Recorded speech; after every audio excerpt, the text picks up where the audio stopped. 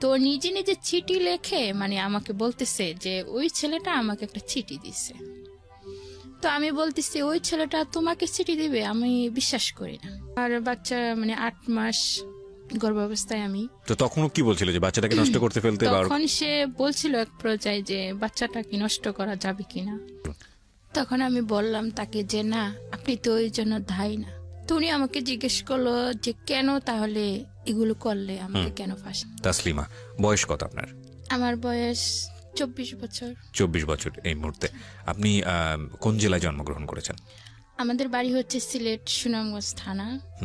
তো ওখানে আমি জন্মগ্রহণ করি। আর আপনি এখন আছেন গাজীপুরে? এখন আমি বর্তমানে গাজীপুরে থাকি। গাজীপুরে আছেন, জি। তো আপনি যে জীবন গল্পটা আজকে এখানে বলবেন আপনার, এবং আমি তো জানি গল্পটা কি বিষয়, বা আমার টিম মেম্বার যারা ছিলেন তারা তো আপনার সঙ্গে পুরো বিষয়টা নিয়ে অনেকক্ষণ ধরেই গল্প করেছেন। আপনি কি জেনে বুঝে তারপরে এই গল্পটা বলতে আসছেন? কারণ আমি জানি যে গল্পটা প্রচার করার পরে আপনার সামাজিকতায় সমস্যা হতে পারে। সমস্যা হতে পারে, তবে আমি মনে করি কি আমার এই কষ্টগুলো বা আমার সাথে যে অন্যায়গুলো করা হয়েছে সেগুলো যদি মানুষের শুনে তাহলে নিজেকে একটু হলে সাবধানে রাখতে পারবে। আর যারা এই ধরনের অপরাধগুলো করে থাকে তারা যেন তার থেকে বিরত থাকে। আমি জানি না মানে আমাদের যে সমাজ ব্যবস্থা সেখানে আপনার এই গল্প বলার পরে কি ধরনের প্রভাব আপনার ব্যক্তি জীবনে পড়বে, কিন্তু আমরা আমাদের অনুষ্ঠানের শুরুতে এই বিষয়টা পরিষ্কার করি যে সম্পূর্ণ রিস্ক হচ্ছে আপনার, এবং যারা এখানে আসেন তারা মূলত মানুষের জন্য উপকারী করেন। এবং আজকের এই জীবন গল্পটা হয়তো অনেক বিবেকবান মানুষ মূলতই বিবেকবান, কিন্তু বিবেক কখনো কখনো ঢাকা পড়ে। তো সেই সব মানুষদের বিবেকের দ্বারটা হয়তো উন্মোচিত করবে। আমরা শুরু করতে চাই একেবারে ছোটবেলা থেকে, যেখান থেকে আপনার বলার আছে, আপনার যেখান থেকে মনে পড়ে। আমাদের ফ্যামিলিতে আমার বাবা মা 2 বোন 1 ভাই। তো আমাদের ফ্যামিলিটা মোটামুটি ভালোই সুখেরই ছিল। বাবা কি করতেন? বাবা ইন্ডিয়ার ব্যবসা করতেন, মানে ইন্ডিয়া থেকে কাঠ এনে তারপরে বাংলাদেশে বিক্রি করতেন। আচ্ছা, মোটামুটি ব্যবসা ভালোই ছিল। জি। তো আমি ছোটবেলা থেকে একটু অন্যরকম ছিলাম, যে কখনো আমার মা আমাকে বলতেন না যে তুমি আরবি পড়তে যাও। আচ্ছা, আমি নিজে থেকেই যেতাম। কখনো আমার স্কুলে যাওয়ার কথা আমার মা আমাকে বলেনি, আমি নিজে থেকেই যেতাম। আচ্ছা। যখন আমি ক্লাস 1-এ পড়ি তখন আমার বাবা মানে 10,000 টাকা আমার আম্মুকে দেয়, বলে যে এই টাকাগুলো রাখো, কালকে মাল কিনতে হবে। আচ্ছা। তো আমার ভাইয়া আবার ওই দৃশ্য দেখে। তখন আবার আমার ছোট্ট একটা বোন হয়, 2 মাস বয়স। তো আমরা 3 বোন 1 ভাই। তো আমার আম্মু আমার ছোট বোনকে দোলানিতে শুয়ে দিয়ে মানে নদীতে গোসল করতে যায় আমাদেরকে নিয়ে। আমার ভাইকে বলে যায় যে তুমি একটু তোমার বোনকে দেখো। আমার ভাই কি করে, ওই সুযোগে ওই 10,000 টাকা নিয়ে সে পালিয়ে যায়।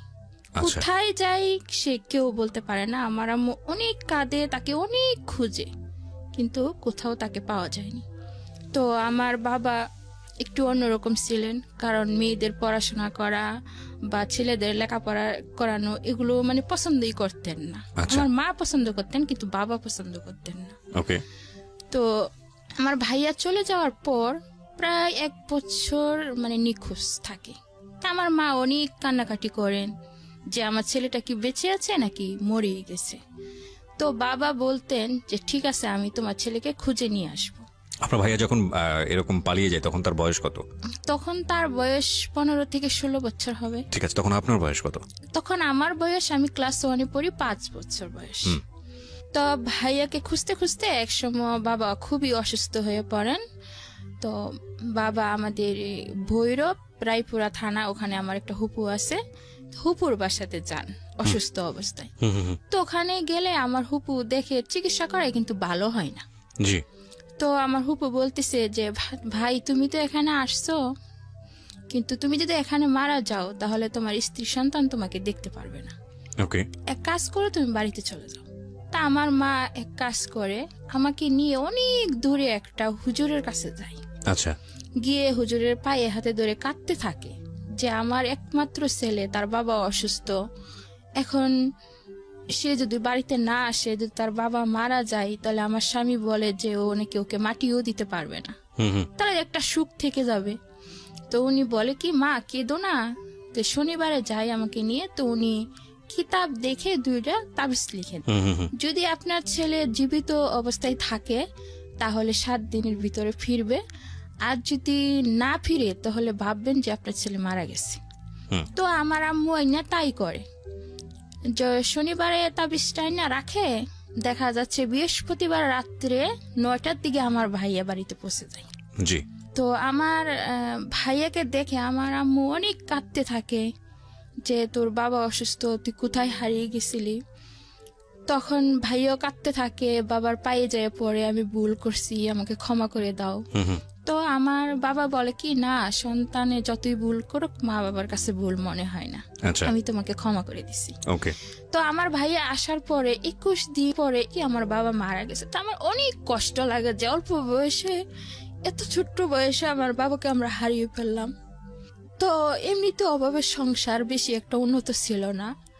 আমার ভাই আমার মা দুজনে রুজি করে, একটু জমি ছিল, এগুলা কিছু বিক্রি করছে, আর কিছু বাড়িটা ছিল, ওরকম করে আমাদের দেখা যায় 5 পর্যন্ত পড়ানোর মোটামুটি আমার মা আমাদের নিয়ে চলতেছে।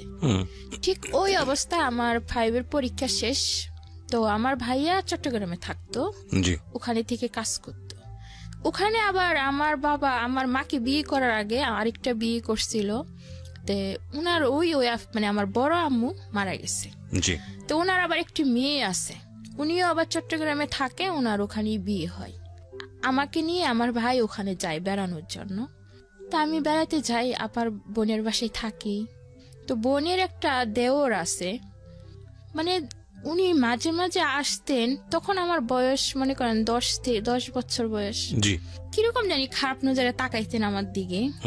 তো আমার কাছে খুবই যন্ত্রণা মানে মনে হইতো যে ওই লোকটা এরকম কেন, এইভাবে তাকাচ্ছে কেন আমার দিকে। এক পর্যায়ে ও কি করে, আমার হাতে ধরে টেনে ধরে আমাকে। তা আমি কোন রকমের ছুঁইটা পালাইয়া যাই। তো আমি ভাইয়াকে বলি, ভাইয়া আমার না এখানে থাকতে ভালো লাগে না, আমি বাড়িতে চলে যাব, আমি এখানে থাকবো না। তো ভাইয়া আবার 2-3 মাস পরে আমাকে সিলেট নিয়ে আসে, বাড়িতে চলে আসি।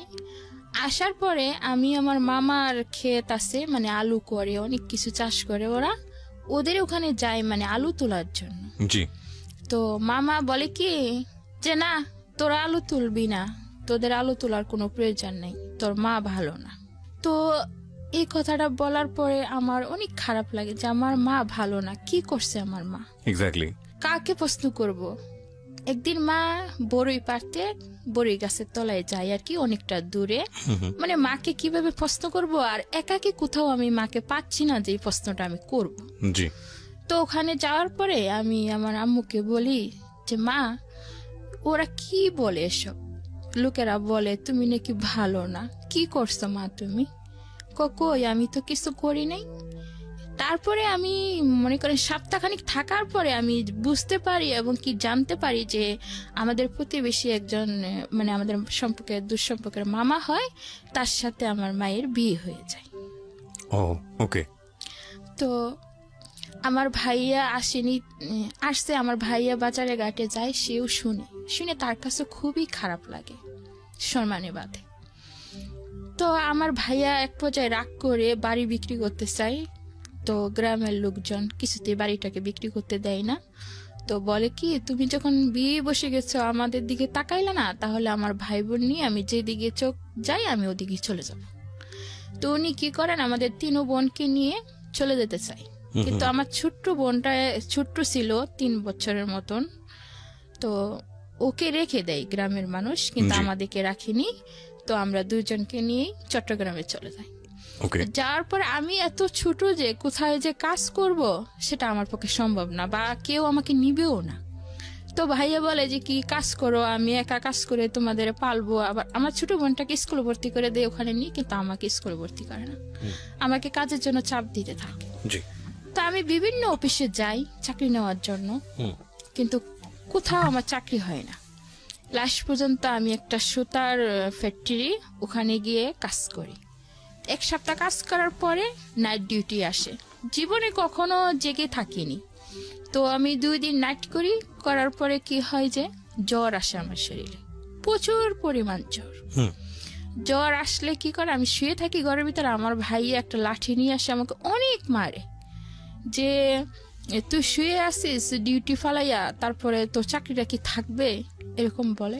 তখন আপনারা কয়জন মিলে থাকতেন একসঙ্গে? আমার 2 বোন, মানে আমার ছোট বোন, আমি, আমার ভাই, 3 জন মিলে থাকতেন। 3 দিন মিলে মানে চিটাগঙ্গে বাইজে মুস্তান ওখানে থাকতাম। আচ্ছা, আর আপনার মা তো তখন বিয়ে হয়ে অন্য কোথাও চলে গেছে? অন্যের ঘরে চলে গেছে। ওকে। তখন আমার ভাইয়ের এই মার আমি কিছুতে সহ্য করতে পারিনি, তো মার খেয়ে আমি ওই আমার এই সৎ বোনের কাছে যাই, যে বলে যে আপা তুমি আমার যে কোনো একটা কাজের ব্যবস্থা করে দাও। বলতে সৎ বোনটাকে মানে আমার বাবার আগের তরফের ও মেয়ে। আগের তরফে ওনার একটা বিয়ে ছিল? আচ্ছা, বিয়ে ছিল, মানে উনি মারা গেছে, তো উনার একটা মেয়ে থাকে, তো উনি আমাদেরকে বেশি একটা কেয়ার করতেন না, মানে দেখতে পারতেন না, আশ্রয় দিতেন না, ভালোবাসতেন না আমাদেরকে। তবুও আমি ওনার কাছে যাইয়া বলি যে আমাকে একটা চাকরি দাও বা একটা কাজ দাও, আমি ভাইয়া আমাকে মারে, আমি ওখানে থাকবো না। তো উনি কি করেন, ওনার একটা দুঃসম্পর্কের একটা মেয়ের সাথে মানে ফিশারিতে নিয়ে চাকরি দেয় আমাকে। আচ্ছা। ফিশারিতে চাকরি দেওয়ার পরে আমি কাজ করতে থাকি টানা সকাল 8টা থেকে রাত 8টা পর্যন্ত ডিউটি, 1500 টাকা বেতন। তো ওখানে আবার থাকার কোয়ার্টার আছে, আবার ওখানে খাওয়া দাওয়ার মানে ব্যবস্থা ভালো, 600 টাকা মাসে কাটে। তো মেয়েদের সাথে ওখানেই আমি থাকতাম। তা আমার বোন কি করতো, আমার যে সৎ বোন আমাকে নিয়ে চাকরি দিছিল, উনি ওখানে যাইতেন, যে আমি চাকরি করতাম, উনি মাসে মাসে টাকাটা নিয়ে আসতেন। তখন ওখানে আমাদের মেয়েদের সাথে পরিচয় হতে হতে তখন মেয়েরা আমাকে বলতেছে যে তুমি এত কষ্ট করে কাজ করো, এক সেট জামা কাপড় বানাইতে পারো না, কিছু না, তোমার বোন এসে টাকা নিয়ে যায়, এই মাসের থেকে তুমি আর টাকা দিবা না, আমাকে শিখিয়ে দিই। তো ও আসে টাকার জন্য, আসলে আমি বলি কি না, তোমাকে টাকা দিব কেন, কষ্ট করে আমি কাজ করব আর তুমি টাকা নিয়ে যাবে, সেটা হয় না, আমি এবার জামা কাপড় বানাবো। তখন আমি কেরানিকে গিয়ে বলি যে আপনি আমার বোনের হাতে বেতন দেন কেন, আমার বোন কাজ করে না, আমি কাজ করি, তুমি কাজ করো, তাহলে টাকা আমার কাছে দিবেন। তো ওরা কি করে, এক পর্যায়ে আমার বোন টাকা না পাওয়ার কারণে ও আমাকে জুতো দিয়ে ওখানেই মেরে আসে। আচ্ছা। তো আমার ভাই 3 মাস 6 মাস পর পর আমাকে দেখতে যেত, কিন্তু দেখতে যেত না, আসলে টাকা আনতে যেত। কখনো ভাবতো না যে আমার একটা ছোট বোন আছে, তার জন্য একটা জিনিস কিনে নিয়ে যায়, এরকম কিছু করতো না। তো সবাই বলতো তোর কেমন ভাই কেমন বোন, ওরা তোর কথা ভাবে না কখনো, শুধুই টাকা নিতে আসে। তো আমার মনে অনেক কষ্ট লাগতো, মাও হারিয়ে গেল, ভাইয়ারও এরকম করে, বোনও এরকম করে, আমি কার কাছে যাব, কিভাবে আমি জীবনে বাঁচবো। তো ওখানেই আমি থাকি, এইভাবে থাকতে থাকতে প্রায় 1.5 বছর থাকি। থাকার পরে ওখান থেকে না বের হতে দেয় না ছুটি দেয়। আচ্ছা, কত টাকা মাইনে পেতেন? 1500 টাকা। 1500 টাকায় সারা মাস এরকম পরিশ্রম করে? জি, 1500 টাকা। ওকে। তো ছুটি না পাওয়ার কারণে মানে আমরা একসময় অনেকটা বড় হয়ে যাই আর কি। তো ওখানে আবার মনে করেন মেয়েদের সাথে চলতে চলতে থাকতে থাকতে আমি আবার অনেকটা বড় হই। আবার ওখানে একটা ছেলে আসে, মানে তাদের বাড়ি হচ্ছে বরিশাল। তো ও আসার পরে না অনেক দেখতে শুনতে খুবই ভালো ছিল, স্মার্ট ছিল, তো সবাই ওকে পছন্দ করত। তো সবাই কথা বলতো, কিন্তু আমি তার সাথে কখনোই কথা বলতাম না। আর আমার একটা সুনাম ছিল ওই অফিসে, যে আমি কথা কম বলতাম এবং ভদ্রতা ছিল বেশি আমার মাঝে। যে ছাড়েরা আসতেন ওখানে, সব ছাড়েরা আমাকে বেশি স্নেহ করতেন এবং ভালোবাসতেন। তো ওর নাম ছিল লিটন, আমার সাথে আরেকটা মেয়ে ছিল, ওর নাম ছিল আকলিমা। তো নিজে নিজে চিঠি লেখে মানে আমাকে বলতেছে যে ওই ছেলেটা আমাকে একটা চিঠি দিছে। তো আমি বলতেছি ওই ছেলেটা তোমাকে চিঠি দিবে, আমি বিশ্বাস করি না। তো ও আমাকে হিট লাগাইতেছে যে আমাকে দিবে না তো কি তোমাকে দিবে, আমাকে হ্যাঁ আমাকে দিবে। ছেলেটার নাম কি ছিল? লিটন। লিটন, ওকে। তো আমি বললাম, ও আমাকে সাথে চ্যালেঞ্জ করতেছে যে 1 সপ্তাহ টাইম, যদি তুই এই চ্যালেঞ্জে জিততে পারস তাহলে আমি তোকে 1000 টাকা খাওয়াবো, আর যদি তুই হেরে যাস তাহলে তুই আমাদেরকে 1000 টাকা খাওয়াবি। মানে এরকম একটা বাজি ধরে আর কি আমার সাথে। তো আমি কই ঠিক আছে। তো ছেলেটা দিনে ডিউটি করতো, আর আমরা নাইট ডিউটি করতাম। তো ওরা বের হতো আর আমরা ঢুকতাম, ঠিক ওই অবস্থায় ওর সাথে আমার দেখা হতো বেশিরভাগ সময়। তো আমি আগে থেকে বুঝতে পারতাম যে ছেলেটা আমাকে অবশ্যই পছন্দ করছে। তো আমি ওকে দেখে হাসতাম। তো ওরকম হাসতে হাসতে 1-2 দিন পরে ও কি করে নাইট শিফটে চলে আসে। তো আদার অফিসের কাজ হতো ওই অফিসে বেশিরভাগ, আদার পিসের কাজ হইলে দেখা যাইতো কি ওরা আর আমরা একসাথে মিলেমিশে কাজ করতে হইতো। মানে আমি, আমার আরো 2টা বান্ধবী ছিল, সুমি, জমিলা, আমরা 3জনই এক সমান সমবয়সী ছিলাম। তো ওরা আদার পিসের যে স্যারগুলো ছিল, যে ভাইয়ারগুলো ছিল আর কি, তো ওরা আমাদেরকেই বেশি পছন্দ করতো। অন্য সব কোনো মেয়েকে পছন্দ করতো না, সবাইকে বের করে দিত ফলোয়ার, আর আমাদেরকে রেখে দিত। তো আমরা ওই কাজগুলো করলে স্যারেরা আমাদেরকে বোনাস দিত। জি। তো এইভাবে ওই ছেলেটা মানে আস্তে আস্তে ওর সাথে আমার কথা হয়। কথা হইতে হইতে একদিন আজানের আগেই কাজ শেষ হয়ে যায়। আচ্ছা। তখন ওর একটা বন্ধু দিয়ে, ওই অফিসের মধ্যে আবার বিদেশি অফিস ছিল, তো অনেক ফুলের বাগান ছিল, দেখতে খুবই সুন্দর ছিল অফিসটা। তো ফুল আইনে আমার সামনে ধরে রাখছে। আমি বলতেছি কি ব্যাপার, ফুল আসলো কই থেকে, আপনি আমাকে ফুল দিচ্ছেন কেন? আমি তো দেই নেই, একজন তোমাকে ফুলগুলো দিছে। কে দিচ্ছে? লিটন। আমি তখনও 1 সপ্তাহ পূর্ণ হয়নি, 1 সপ্তাহ পূর্ণ হতে 2 দিন বাকি আছে। তো ফুলগুলো দেওয়ার পরে আমি নিছি, মানে আমি তাকে বুঝাইছি যে আমিও তাকে পছন্দ করি। জি। পরের দিন ও আমাকে একটা চিঠি দেয়, চিঠিতে অনেক কিছু লেখা থাকে যে ও আমাকে পছন্দ করে, ভালোবাসে।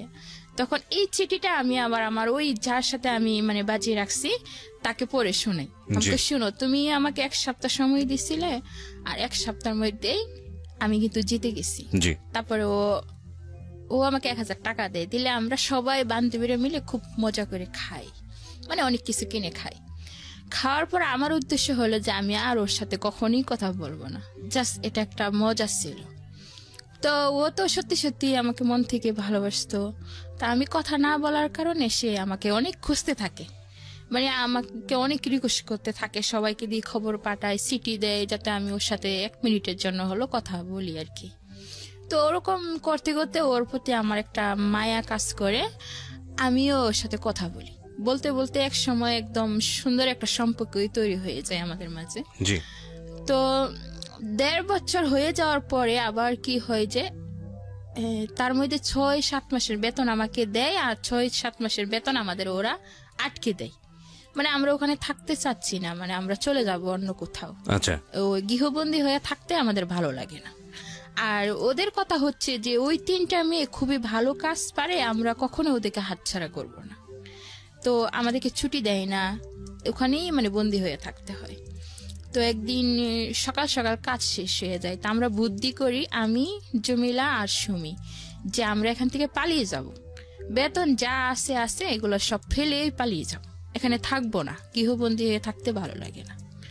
তো আমরা ফ্যাক্টরির সমস্ত সাইড মানে ঘুরতে থাকি আর কি, যে কোন দিক দিয়ে পালানো যায়, গেট দিয়ে তো আর বাইরে হইতে দিবে না। তো একটা দারোয়ান ছিল, মিজার নাম, উনি বলতেছে কি ব্যাপার, তোমরা এত ঘোরাঘুরি করতেছো, পালিয়ে যাবা নাকি? আমি বলতেছি আরে না, পালাবো কেন, যাইলে গেটের সামনে দিয়ে যাব, পালাবো না। তো আমরা কি করি, ঘরে যাই, ঘরে গিয়ে লাইট বন্ধ করে নিজেদের ব্যাগ গুছাইয়া ওই ওয়ালের ও পাশে যেতে হবে যে কোনো ভাবে। এখন জমিলা একটু পাতলা সাইজের ছিল, ও পার হয়ে যায়, আমিও পার হয়ে যাই, সুমিও পার হতে পারে না। তো ওরা কষ্ট করে টেনে মাইনে তুলি, আমরা তুলে 3জনেই পার হয়ে অনেকটা দূরে চলে যায়, যে একজনের বাসায় জামা কাপড়গুলো রাখি, কিন্তু অফিসের লোক ঠিকই ধরে ফেলে যে আমরা পালিয়ে যাই। তো আমরা যাই মেন রোডে উঠি, ওরাও অফিসে মানে গেট দিয়ে যায়, আর সামনে আমাদের সামনাসামনি হয়ে যায়।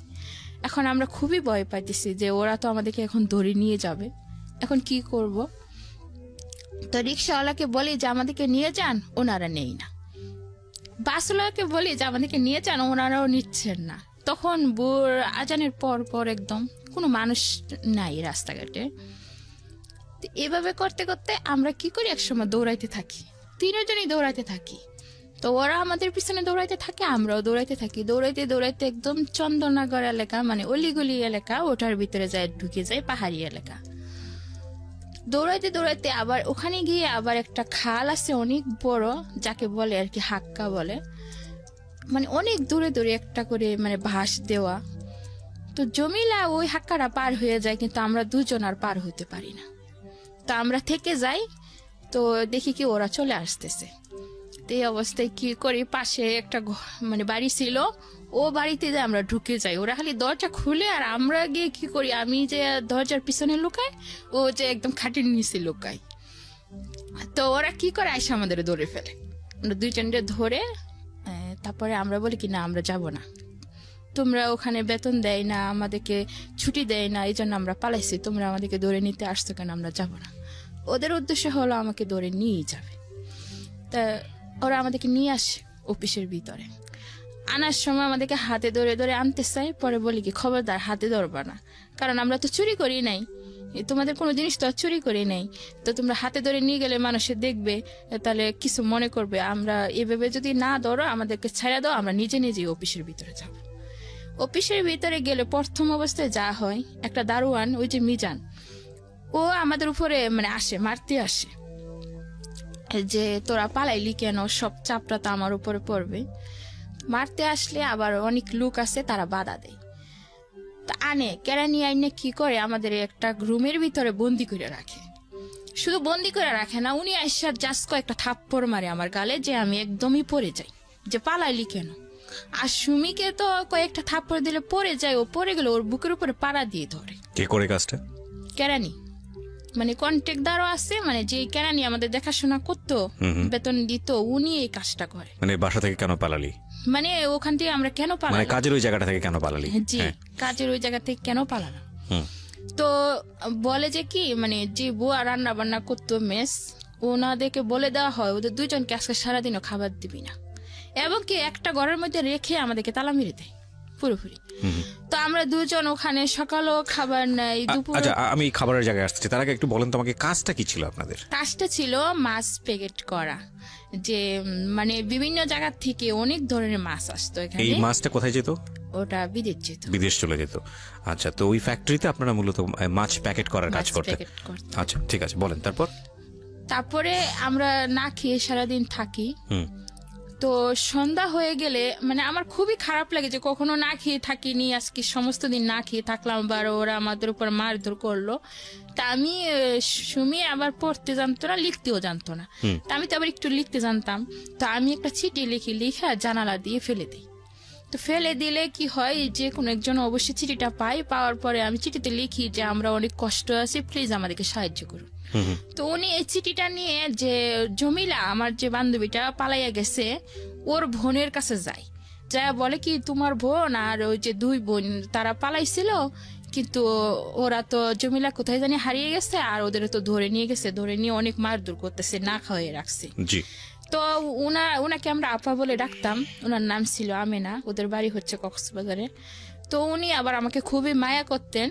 তো উনার কাছে যখন এই খবরটা যায়, উনি সহ্য করতে পারেন না, উনি একদমই থানায় চলে যান সঙ্গে সঙ্গে। আচ্ছা, থানায় গিয়ে পুরো ঘটনা বলার পরে তারপরে আমরা কি করে, রাত্রেও আমাদের খাবার দেওয়া হয় না, খাবার না দিয়ে ওই অবস্থাকে আমাদেরকে ডিউটিতে পাঠানো হয়। তো আমরা ডিউটিতে ঢুকি, মনে করেন 10টা থেকে 10:30 হবে টাইম। তো আমার খুবই মাথা ঘুরাইতেছে, সমস্ত দিন না খেয়ে রয়েছি, খুবই কষ্ট লাগতেছে, মানে আমি যে টেবিলে দাঁড়িয়ে কাজ করব আমার করতে পারতেছি না, সেই শক্তিটুকু নেই।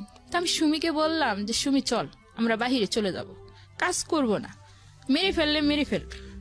তো আমরা গ্লাস সিস্টেম অফিস ছিল, গ্লাসটা খুলে খালি বাহিরে হব, ঠিক ওই মুহূর্তে 2-3টা গাড়ি বা কয়েকটা স্কুটার আসলো, সবই পুলিশ ছিল, ওসি ছিল, 2জন উকিলও ছিল সাথে। তো ওরা আসার পরে দারোয়ান তো গেট খুলে না, দেখলাম কি গেট ভেঙে ভিতরে ঢুকে। তারপরে ওরা চলে আসে, আসার পরে মানে যাকে পাচ্ছে তাকে মারতেছে, ভাঙচুর করতেছে, অনেক ভাঙচুর করতেছে পুলিশ। তো আমাদেরকে 2টা উকিল এসে আমাদেরকে খুঁজতেছে, যেখানে তাসলিমাকে সুমিকে। তখন আমরা বললাম আমার নামই তাসলিমা, আমরা সুমি। তো উকিল 2জন আমাদের সাথে অনেক কথা বললো যে তোমাদেরকে নাকি মারধর করছে। আমি বলি জি স্যার, আমাদেরকে মারধর করছে, না খাওয়াই রাখছে সমস্ত দিন।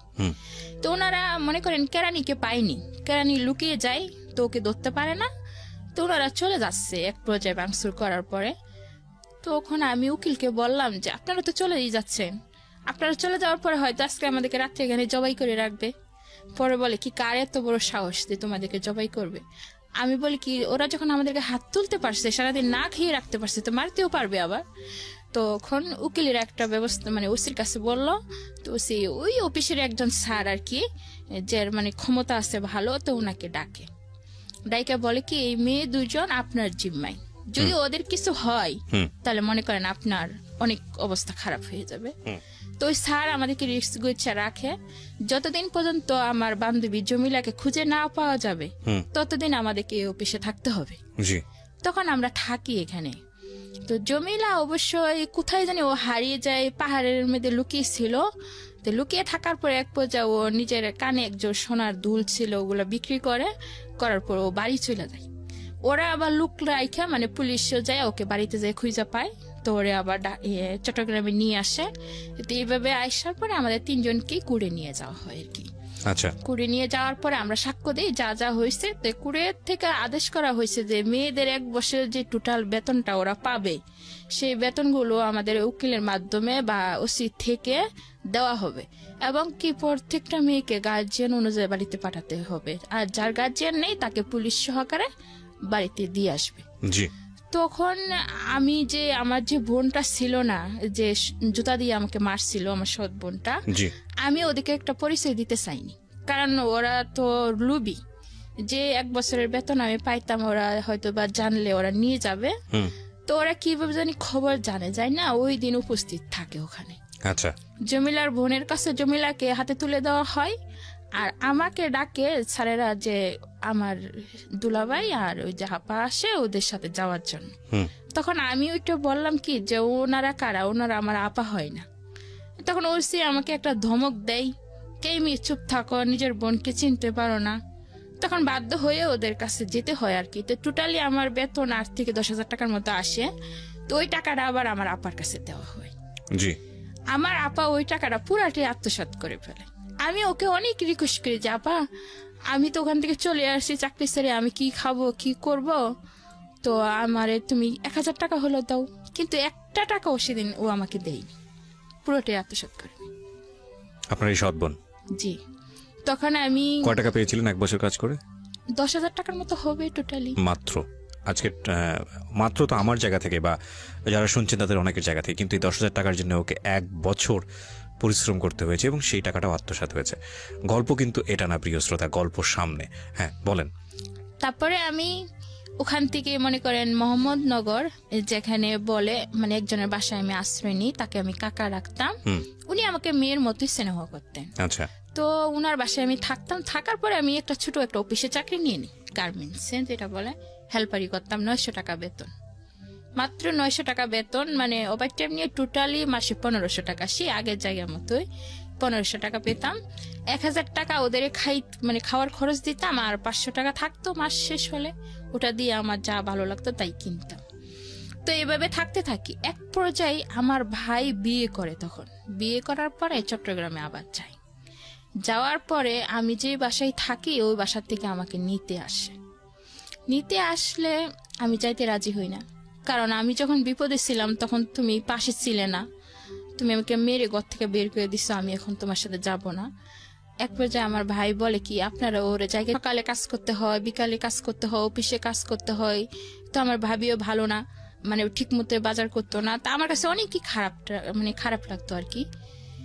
তো এক পর্যায়ে আমি ওখান থেকে চলে যাই, নিজে নিজে একা একা একটা বাসা নিই। বাসা নেওয়ার পরে ওখানে আমি থাকতাম আর চাকরি করতাম। তো যেই বাসায় আমি থাকতাম ওই বাসাগুলো ছিল টিন সেট, মানে অল্প টাকা ভাড়া ছিল, 700 টাকা। তো যে লোকটা ছিল তার বয়স মনে হয় 40-এর উপরে হবে তখন, আর আমার বয়স হবে 14 বছর। তো একদিন আমি রাত্রের বেলা কি করি, 2টার দিকে প্রস্রাব করার জন্য হয়তো বাথরুমে যাওয়ার জন্য বের হই। ওই লোকটা যে তখন মানে আসতেছে তখন আমি খেয়াল করিনি, বা ওর একটা টার্গেট ছিল আমার প্রতি।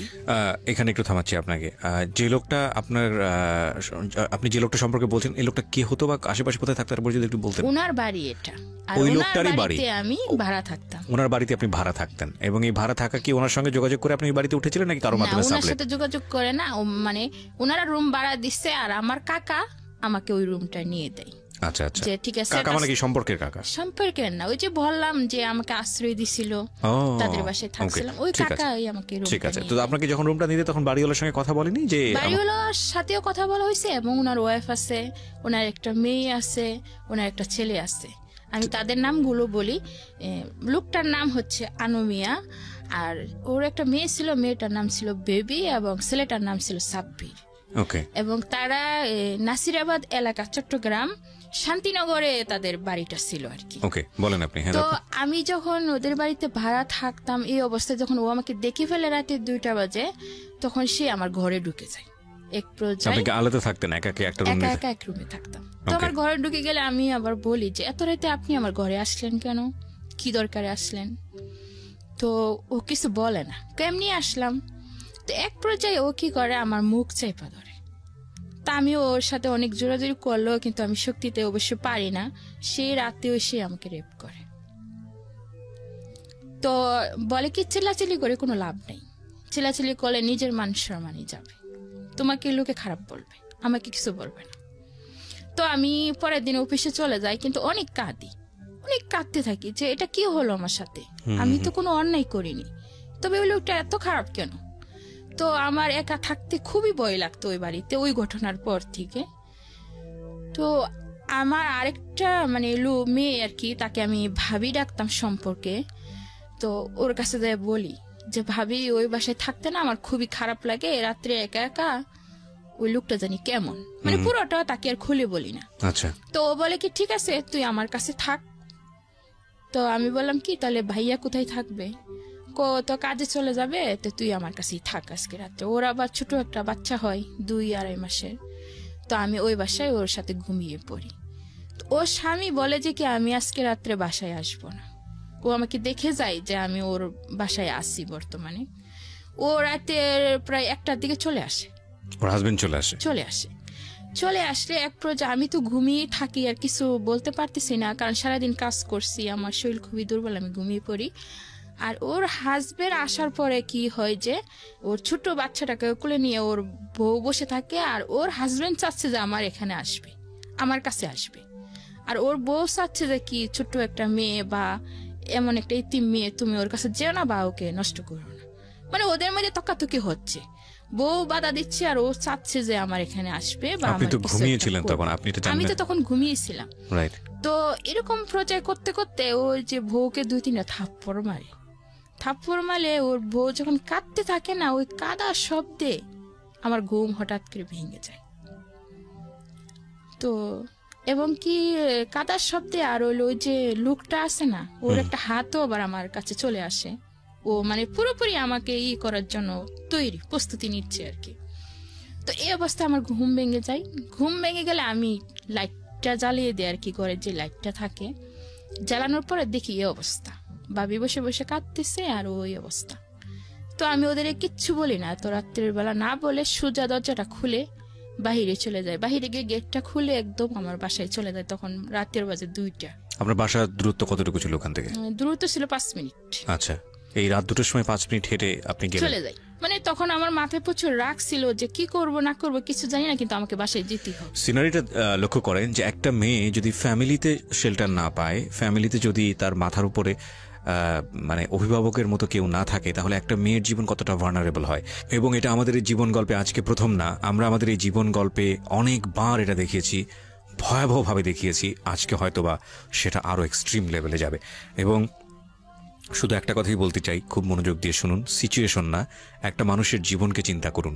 যখন তাসলিমা এই গল্পটা বলছে, তাসলিমাকে নিজের মধ্যে ধারণ করার চেষ্টা করুন যে তাসলিমার জায়গায় যদি আপনি হতেন তাহলে আপনার জীবনটা কেমন হতো। ও কিন্তু মানুষ, এবং যারা শুনছেন তারাও মনুষ্যত্বের পরিচয় দেবেন আশা করছি। ওকে, তারপরে আমি চলে যাই। যাওয়ার পর ওখানে গিয়ে অনেক কাঁদতে থাকি, সমস্ত রাত আমি কাঁদতে থাকি। কাঁদতে এক পর্যায়ে আমি ঘুমিয়ে পড়ি। তো ঘুমের মধ্যে আমার মনে হয় আমার বাবাকে আমি স্বপ্নে দেখি। আমার বাবা আমাকে বলতেছে যে মা তুমি এখান থেকে পালিয়ে যাও, এখান থেকে তুমি চলে যাও, নাহলে তোমার জীবন আরো শেষ হয়ে যাবে। তো আমি কি করি, বেতনের অপেক্ষা করি। মানে বেতনটা হওয়ার পরেই আমি আমার মায়ের কাছে চলে যাই। আমার মা তখন সুনামগঞ্জে থাকেন না, তখন সিলেট কোম্পানিগঞ্জ থাকেন। তো ওখানে চলে যাই। যাওয়ার পরে দেখি আমার মা ওই সংসার, মানে আমাদেরকে হারিয়ে আমার মা তার নিজের ভুল বুঝতে পারছে।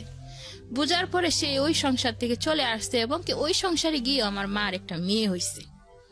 তখন ছিলাম আমরা 3 বোন, এখন হলাম 4 বোন।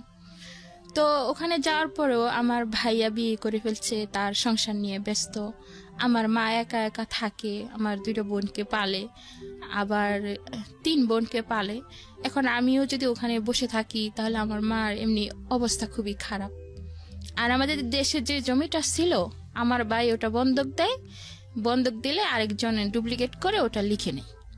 তো ওই বাড়িটাও শেষ, এখন মানুষের বাড়িতে ভাড়া থাকতে হয়, খুবই অভাব সংসারে। তখন আমি 1 মাস থাকি ওখানে।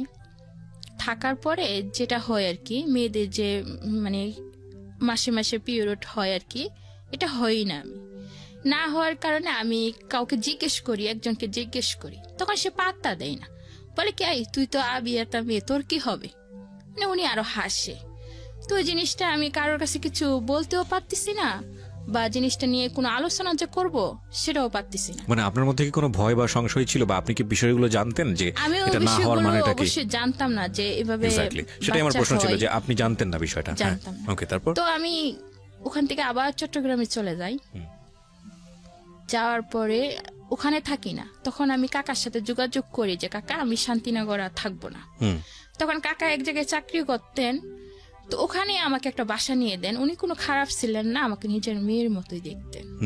দেখার পর আমি ওখানে বাসা নেওয়ার পরে চাকরি হয় না, তো উনি বলেন কি যে ওনারা মেস হিসাবে থাকতেন, তো বলে তাসলিমা তুমি আমাদের মেসে রান্না করো, তুমি খাবে, তোমাদেরকে বেতনও দেবে। তো এক বসে থেকে তো লাভ নেই। তো আমি ওই মেসে রান্না করতাম, সমস্ত দিন রান্না করতাম, 2 বেলা রান্না করতাম আর কি। তো সন্ধ্যার আগেই আবার বাসায় চলে যেতাম। তো কাকা আমাকে অনেক সময় একটু রেট হলে নিয়ে দিয়ে আসতেন বাসায়, খুবই ভালোবাসতেন। এরপরে যাই আরেকজন একটা লোক, মানে কাকার সাথে কাকার একটা ফ্রেন্ড হবে, ওর বাড়ি হচ্ছে রংপুর, নাম হচ্ছে হালিম। তো উনি আবার আমার কাকাকে বলে যে উনি কি আপনার আপন বাইস্তি? বলে কি না। তাহলে আপনি যখন ওকে এত কেয়ার করেন, এত ভালোবাসেন, তাহলে ওকে বিয়ে করে ফেলেন। তা আমার কাকার মাথায় কিন্তু এগুলো ছিল না কখনোই। তো কাকা বলে না, ওকে আমি নিজের মেয়ের মতো দেখি, কিভাবে আমি ওকে বিয়ে করব। তো বলে কি রক্তের তো কোনো সম্পর্ক নেই, তাহলে আপনি ওকে বিয়ে করতে পারেন। ওই লোকটার কথা শুনে কাকা আমাকে প্রস্তাব দেয় যে উনি আমাকে বিয়ে করবে। এদিকে আমার এই সমস্যাটা চলতেছে, তখন 2 থেকে 3 মাস হয়ে গেছে। তখন আমি মানে আমার মাথা ঘুরায় বা বমি হয়, এগুলো আর লক্ষ্য করলেও আমি বুঝতে পারি না যে আমি আসলে মা হতে যাচ্ছি। তখন এভাবে 4 মাসের মতন হয়ে যায়, এভাবে 5 মাসের মতোই হয়ে যায়। তখন কাকারে অনেক বুঝাই আমি, আমাকে কাকা আপনি মানুষের কথা শুনে আমাকে বিয়ে করার চেষ্টা করতেছেন, এগুলো ঠিক না। ওই দিকে আবার হালিম যে লোকটার কথা বললাম, ও আবার আমার দিকে সবসময় নজর দিত, আর ও আমাকে মানে সম্পর্ক করার চেষ্টা করতো আর কি। তো 5 মাসের পরে যেটা হয়, নাভির গোড়াতে একটু একটু লড়তো আর কি, বাচ্চা তো লড়ে। তো আমি অনেকটা ভয় পেয়ে যাই, কারণ এরকম লড়ে কেন, কি লড়ে। তখন আমি এই জিনিসটা কাকার কাছে অবশ্যই শেয়ার করতে পারি না, শেয়ার করি হচ্ছে হালিমের কাছে। তো উনি কি করে, আমাকে নিয়ে একটা ডাক্তারের কাছে যায়, যাই পরীক্ষা করে দেখে 5.5 মাস আমি প্রেগনেন্ট। তখন উনি কাকাকে ফোন দিয়ে বলে তাসলিমা তো এই সমস্যা। কাকা আমাকে জিজ্ঞেস করে যে বাচ্চা এটা কিভাবে হলো বা কার। তখন আমি কিছুই বলতে পারতেছি না, কার কথা বলবো, কি বলবো, মানে ওই কথাগুলো আমি বলতে পারতেছি না যে ওই লোকটা আমার সাথে এগুলো করছে, মানে সবসময় চুপ করে থাকতাম। থাকার পরে কাকা, চট্টগ্রামের ঘটনা এটা, যেখানে আপনি রেপ হয়েছিলেন, আর আপনি আপনার কাকার সাথে যে ঘটনাটা ঘটছে এটা কোথায়, কোন জেলায়? এটা হচ্ছে চট্টগ্রামের কালুরঘাটে। তো আপনার কাকা কি বললে ওই লোকটাকে চিনতো? অবশ্যই চিনতো, কারণ চিনি তো ম্যানেজ করে দিয়েছেন, উনি তো রুম ভাড়া নিয়ে দিয়েছিলেন, উনি চিনতো। তো আপনি কাকাকে বললেন না কেন? কাকাকে বলিনি কারণ ওনার সাথে আমার বয়সের অনেকটা ডিফারেন্স ছিল। তা আমার মনে হতো কি, যদি আমি ঘটনাটা বলি তাহলে কাকারা আমাকে দেখতে পারবে না, আমাকে খারাপ মনে করবে, আর হচ্ছে ওনার সাথে হয়তো আমাকে বিয়ে দিয়ে দিবে, বা এগুলো নিয়ে আলোচনা হলে সামাজিক ভাবে আমি অনেক লাঞ্ছিত হব, মানে ওরকম কিছু ভাবতাম। কিন্তু আমি যে কত বড় লাঞ্ছিত হতে যাচ্ছি সেগুলো আপনার মাথায় ছিল না? আমার মাথায় ছিল। কত সালের ঘটনা এটা? এটা হচ্ছে 7 সালের 2007 সাল। আমি কাকার যখন না বলি, তখন কাকা সন্দেহ করে যে ওই হালিমের সাথে হয়তো আমার কোনো সম্পর্ক আছে। তা হালিমকে বলে যে তুমি ওকে বিয়ে করবা। তো এক পর্যায়ে ওকে বাধ্য করায় যে আমার সাথে মানে আমাকে বিয়ে করার জন্য। তো আসলে তো ও জড়িত না এগুলোর মাঝে। তো একটা কাজীও না, মানে একটা হুজুর রেখে আইনা ওর সাথে আমার বিয়ে দিয়ে দেয়। এটা বিয়ে কিনা আমি জানি না, তবে কলমা পড়ায়, তারপরে কবুল পড়ানোর পরে যে কিছুদিন পরে মানে এটা রেজিস্ট্রেশন করা হবে। তখন ওর কাছে টাকা ছিল না। হালিম এটা মেনে নিল? হালিম এটাকে মেনে নিল, মানে আমি একটা অসহায় দেখে ও মন থেকে মেনে নেয়নি, কিন্তু মানুষের চাপে এটা মেনে নিতে সে ও তো বিবাহিত ছিল। বিবাহিত ছিল, দেশের বাড়িতে ওর ওয়াইফ ছিল। তো যখন ও আলাদা একটা রুম নেই, তখন সে আমাকে বলে নীরবে যে তাসলিমা তুমি বলো এটার জন্য কি আমি দায়ী? তো নিজে নিজে চিঠি লেখে মানে আমাকে বলতেছে যে ওই ছেলেটা আমাকে একটা চিঠি দিছে। তো আমি বলতেছি ওই ছেলেটা তোমাকে চিঠি দিবে? আমি বিশ্বাস করি না। আর বাচ্চা মানে 8 মাস গর্ভাবস্থায় আমি। তো তখন কি বলছিল যে বাচ্চাটাকে নষ্ট করতে ফেলতে? তখন সে বলছিল এক পর্যায়ে যে বাচ্চাটা কি নষ্ট করা যাবে কিনা। তখন আমি বললাম তাকে যে না, আপনি তো ওই জন্য দায়ী না। তো উনি আমাকে জিজ্ঞেস করলো যে কেন তাহলে এগুলো করলে, আমাকে কেন ফাঁসি মেয়ে হিসাবে বা বন্ধু হিসাবে আশ্রয় দেন, আমি আপনার কাছে আশ্রয় খুঁজছি। পরে সে শিক্ষিত ছিল, মানে বিয়ে পাশ ছিল, তার মনে এক পর্যায়ে সে আমাকে আশ্রয় দেয়। তার সাথে আমার কোনো স্বামী স্ত্রীর সম্পর্ক ছিল না, ওই দিক থেকে ও খুবই ভালো ছিল। যখন তখন মেডিকেলও নিয়ে গেছিল, তো মেডিকেল বলতেছে যে 8 মাস হয়ে গেছে প্রায়, বাচ্চাটা নষ্ট করা যাবে না। তখন ও আমাকে বলে যে তাসলিমা দেখো, আমি একটা ছেলে মানুষ, যদি তুমি এখানে থাকো তাহলে আমি তোমার জন্য কি বা করতে পারবো, আর এই অবস্থায় তুমি কি চাও আমার কাছে? আমি অনেক বিবেচনা করে দেখলাম যে একজন অপরাধ করবে আর একজন তার দায়ী নেবে, তা তো কখনো হতে পারে না। তখন আমি ওকে বললাম যে আপনি আমাকে এক কাজ করেন, ট্রেনের টিকিট কেটে আমাকে গাড়িতে তুলে দেন, আমি বাড়ি চলে যাব। পরে ও আমাকে টিকিট কেটে দেয়, গাড়িতে উঠিয়ে দেয়, তখন আমি বাড়ি চলে যাই। বাড়িতে যাওয়ার পরে আমার মা আমাকে কিছুই বলে না, কারণ তখন আমি বিপদে ছিলাম। তো আমাকে জিজ্ঞেস করে যে কিভাবে কি হয়েছে। তখন আমার মিথ্যে বলতে হয় এক পর্যায়ে আর কি, যে আমার বিয়ে হয়েছে বা আমার স্বামী আমাকে গাড়িতে উঠে দিয়ে গেছে, তাই আমি আসছি, না হয়তো দেশের বাড়িতে মান সম্মান থাকবে না। তো এভাবে 8 মাস 9 মাস পার হয়ে যায়। পার হলে আমার ছেলে বাচ্চা জন্ম নেই। মানে আপনি ভেবে চিন্তেই বাচ্চাটার জন্ম হলো আপনার? জি, বাচ্চাটার জন্ম নেই। বাচ্চাটা জন্ম নেওয়ার পরে যা হয়, আমার মা, আমার ভাই বোন, ওরা অবশ্যই কেউ আমাকে দেখতে পারে না। তো আমার খুবই রাগ হয় যে আমার বিয়ে হলো না, সংসার হলো না, তো বাচ্চা হলো কই থেকে? তখন আপনি বুঝতেছেন না বিষয়টা? হ্যাঁ, তখন বুঝতেছি যে বাচ্চারা এইভাবে এই কারণে হয়েছে। তো বাচ্চা যে হইলো, এই বাচ্চা নিয়ে আমি কি করব? এই বাচ্চা আমি কার পরিচয়ে পৃথিবীতে মানুষ করব, বা এই বাচ্চাকে কে লালন পালন করব? তখন আমার এগুলো মানে মাথার ভিতরে কাজ করতেছে যে তখন আমি কেন বললাম না, এগুলো বললে হয়তো সংশোধন হতো। আজকে চুপ থেকে আমার লাইফটাকে আমি নিজেই শেষ করে দিলাম, এখন আমি কি করব? তখন এক পর্যায়ে যখন আমার মা আমাকে খুবই অত্যাচার করতেন, তো ওদের আমি কিছু বলতে পারতাম না। তো এক পর্যায়ে আমার রাগ হইতো ওই বাচ্চার উপরে যায় এসে, যে বাচ্চাটার জন্য আজকে আমি কোনো কাজ করতে পারি না, ঘরের বাইরে যেতে পারি না। কিন্তু ততদিনে কি আপনার ফ্যামিলি জেনেছে যে আপনার বাচ্চাটা কিভাবে হয়েছে? আসল ঘটনা কি জেনেছে? এখনো জানে না, আমার ফ্যামিলি সত্যিটা এখনো জানে না। তাদের কাছে আমি সবসময় মিথ্যে বলছি। So this is how much important. See, এই প্ল্যাটফর্মটা এত বেশি মানুষের আপন হয়ে গেছে, জীবনের ভয়াবহতম কঠিনতম সত্য কথা, যেটা হয়তো পৃথিবীতে কেউ জানে না একমাত্র সৃষ্টিকর্তা ছাড়া, সেটা তারা এসে নির্ভয়ে এই প্ল্যাটফর্মে বলেন। That's really honour for us. আমরা এটাকে সম্মান মনে করি, এবং আজকে এই গল্পটা হয়তো অনেক পাষণ্ড মানুষের অন্তরকে অনেকখানি নরম করে দেবে। আপনি যেটা বলছিলেন যে, তো কিন্তু আমার তো সন্দেহ হওয়ার কথা যে এতদিন ধরেও বাবা খোঁজ নিচ্ছে না, বাড়িতে আসতেছে না, স্বাভাবিকত তো সবার জিজ্ঞেস করা উচিত। যে জিজ্ঞেস করে, তখন আমি বলতাম যে ওর বাবা চাকরি করে, সেজন্য আসতে পারে না। তো 6 মাসের সময় আমি বাচ্চাটাকে নিয়ে মানে ওই কাকার কাছেই যাই। যাওয়ার পরে কাকাকে ডাকি, ডাকার পরে কাকা আসে বের হয়ে, কিন্তু আমাকে তেমন একটা গুরুত্ব দেয় না। তো আমি আর ওনার সাথে কথা না বলে ওখান থেকে চলে আসি ওনার অফিস থেকে। আসার পরে ট্রেনে উঠি। ট্রেনে ওঠার পরে আমার এক পর্যায়ে মনে হয় যে আজকে যদি বাচ্চারা না থাকতো, আমি যে কোনো একটা চাকরি নিতে পারতাম, চাকরি করেও আমি নিজের জীবনটা বাঁচাতে পারতাম, ভালো থাকতে পারতাম। কিন্তু এই বাচ্চারা যেন তো আমি চাকরিও করতে পারতেছি না। তো আমাদের যে সিলেটের ট্রেনগুলো হয়, এগুলো কিন্তু বেশিরভাগ একটা যাত্রী হয় না তেমন, বেশিরভাগই খালি থাকে, ভোরের পরে অনেকটাই খালি হয়ে যায়। তো ওই ট্রেনে বেশি একটা মানুষ ছিল না, থাকলেও পিছনের সিটে ছিল, সামনের সিটে কোনো মানুষ ছিল না। তো আমার হঠাৎ মাথার মধ্যে এমন একটা বুদ্ধি কাজ করে যে আমি বাচ্চাটাকে আজকে ট্রেন থেকে ফেলে দেব। ট্রেন থেকে ফেলে দেবেন? যদি আমি ট্রেন থেকে ফেলে দেই তাহলে আমি ফ্রি হয়ে যাব, তাহলে আমি যেখানে খুশি সেখানে যেতে পারবো, আমার মার খেতে হবে না, মানুষের কথা শুনতে হবে না, আমি চাকরি করতে পারবো, আমি বাঁচতে পারবো। আচ্ছা, তখন বাচ্চাটার বয়স কত? তখন বাচ্চাটার বয়স 6 মাস। তো আমি এখানে পজ দিব একটু। অনেক আগে সম্ভবত এটা এনটিভিতে একটা রিপোর্ট দেখেছিলাম, বদরুদ্দোজা বাবু ভাইয়ের একটা রিপোর্ট, সম্ভবত আমি যদি ভুল না করে থাকি। He is a very renowned television reporter এবং বর্তমানে মাছরাঙা টেলিভিশনে কাজ করেন, উনি ক্রাইম রিপোর্ট নিয়ে কাজ করেন। একটা বাচ্চা কুড়িয়ে পাওয়া গেছে হচ্ছে কোনো একটা মানে দুটো বিল্ডিংয়ের মাঝখানে গলিতে কুড়িয়ে পাওয়া গেছে এবং ওটা নিয়ে একটা রিপোর্ট এখনও মাঝে মাঝে ফেসবুকে দেখা যায়।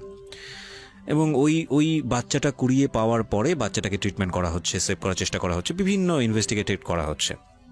এই রিপোর্টটা দেখার পরে মানে আমি আজকের এই জীবন গল্প করতে গিয়ে আমার এই অনুভূতিটা হয়, কিন্তু আমি জানি আমার প্রথম যে অনুভূতিটা হয়েছে এটাই ম্যাক্সিমাম মানুষের অনুভূতি। এই রিপোর্টটা মানে এই বাচ্চার মানে এই রিপোর্টটা দেখতে গিয়ে ফার্স্ট আমার যে অনুভূতিটা হয়েছে সেটা হলো যে কোন পাষণ্ড মা পারলো এই বাচ্চাটাকে ভেবে ফেলে দিতে, এটা হচ্ছে ফার্স্ট অনুভূতি। সেকেন্ড অনুভূতি, নিশ্চয়ই এই বাচ্চাটার মান সম্মানে সামাজিকতায় আঘাত লাগবে, যে কারণে বাচ্চাটার পরিণতি এরকম হয়েছে। এবং সেক্ষেত্রেও ওই মাটার দিকেই প্রশ্ন এসেছে। একবারের জন্যও কিন্তু মানে আমাদের প্রথম ইমোশন যেটা হয়, একবারের জন্য কিন্তু আমরা ওই ছেলেটার কথা চিন্তা করিনি যে এই ছেলেটার দ্বারা এই কাজটা হয়েছে, কিংবা যেই পরিস্থিতিতে পড়ে মেয়েটাকে বাধ্য করা হয়েছে এই কাজটা করার জন্য, বা মেয়েটা আদৌ বাধ্য হয়েছে কিনা। বাচ্চাটার কষ্টে আমরা সবাই কষ্ট পাচ্ছি এবং আমি জানি এরকম বাচ্চা সমাজে নেওয়ার জন্য অনেকেই প্রস্তুত থাকেন, অনেকের ঘরেই বাচ্চা কাচ্চা হয় না, অনেকেই চান একটা বাচ্চা। কিন্তু আমি বরং গল্পটাকে একটু অন্যভাবে আপনাদেরকে ভাবাতে চাই।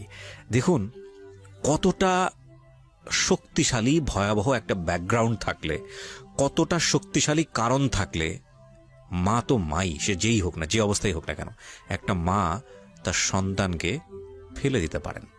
কতটা শক্তিশালী কারণ থাকলে। অন্তত আজকের এই গল্প যে জায়গাটায় দাঁড়িয়ে আছে, প্রায় 1 ঘন্টা 10 মিনিট আমরা পার করে ফেললাম আমাদের এই জীবন গল্পে, সেখানে এসে অন্তত আপনাদের এই উপলব্ধিটা হওয়া উচিত যে যখন তাসলিমা ট্রেন থেকে বাচ্চাটাকে ফেলে দিতে যাচ্ছে, রাইট, সো সেই মুহূর্তে আপনি যদি শুধু ওই সিনারিটুকুই দেখেন যে ট্রেনের মধ্যে আপনি বসে আছেন এবং একটা মহিলা দৌড় দিয়ে গেল, কিংবা একটা কিশোরী মেয়ে দৌড় দিয়ে গেল, তার কোলের বাচ্চাটাকে ঠাস করে সে ফেলে দিল, আপনার অনুভূতিটা কি হবে? আপনার অনুভূতিটা হবে এই মেয়েটাকে মেরে ফেলি, বা এই মেয়েটা কি করলো, এই মেয়েটা তো পাগল, কিংবা এই মেয়েটার একটা চরম শাস্তি হওয়া উচিত।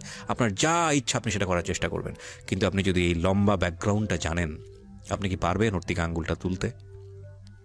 তবুও মানুষ আমরা, কথা হচ্ছে এটাই যে আমরা যেই মানুষ একটা শিশু সন্তানের যত্ন করতে জানে না, সেই শিশু সন্তানের যত্ন যেভাবেই হোক না কেন, জন্ম যেভাবেই হোক না কেন, সেই মানুষ আসলে মানুষ না।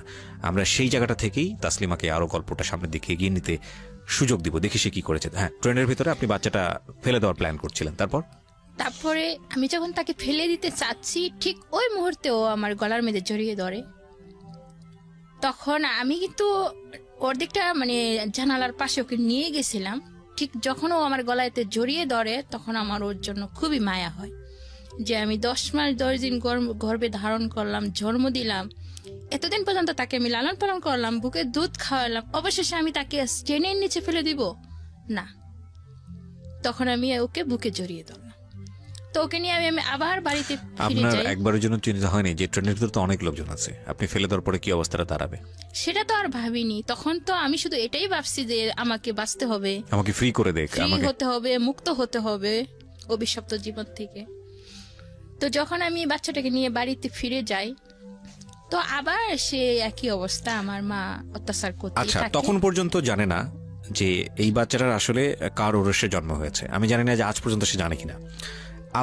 আপনি যদি সাহসী একটা মেয়ে হতো, আমি জানি না সাহসী কথাটা ওইভাবে বলা উচিত হচ্ছে কিনা, আপনার কি একবারের জন্য মনে হয়নি যে এই বাচ্চাটা নিয়ে ওই লোকটাকে ফেস করতে, যে না বাচ্চাটা তোমার? ওই সময় কি মনে হতো না, বা সাহস পেতেন না? ওই সময় মনে হতো, কিন্তু আমার পাশে আমি তেমন কাউকে পাইনি। যদি আমার পাশে কোনো এরকম শক্তিশালী মানুষ পেতাম বা ওর বিষয়ে এগুলো বলতে পারতাম। আপনার তাৎক্ষণিকভাবে যেটা করা উচিত ছিল পুলিশের কাছে যাওয়া। রিয়েলিটি প্রিয় শ্রোতা, কারণ অনুষ্ঠানের ফরম্যাটের জায়গা থেকে আমাকে বলতে হবে, এটা নিয়ম। হয়তো আমাদের সবারই আশ্রয়স্থল হওয়া উচিত আমাদের পুলিশ ডিপার্টমেন্ট। আপনি পুলিশের কাছে কেন যাননি? যাইনি। কেন যাননি? যাইনি, তখন আমার মাথায় এগুলো ছিল না। যদি থাকতো তাহলে কি যেতেন পুলিশের কাছে? অবশ্যই যেতাম। ওকে, ফাইন।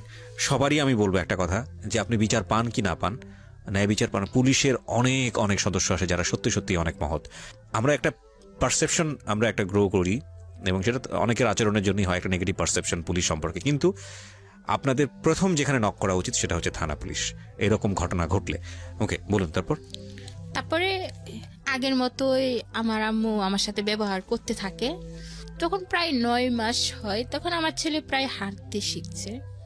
তো একদিন আমার আম্মু আমাকে অনেক মেরে ঘর থেকে বের করে দেয়। তো আমার মনে হয় যে জীবনটা আমার খুবই অভিশপ্ত। তো যে বাচ্চার জন্য আজকে আমি অভিশপ্ত হয়েছি, তো বাচ্চার কি দোষ? বাচ্চার তো কোনো দোষ নেই, তাকে একা মারবো কেন? আমি নিজেও মরবো আজকে।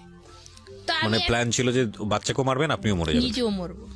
তো আমি বিশ্ব রুট আমাদের পাশে আছে, তো ওখানে আমি চলে যাই।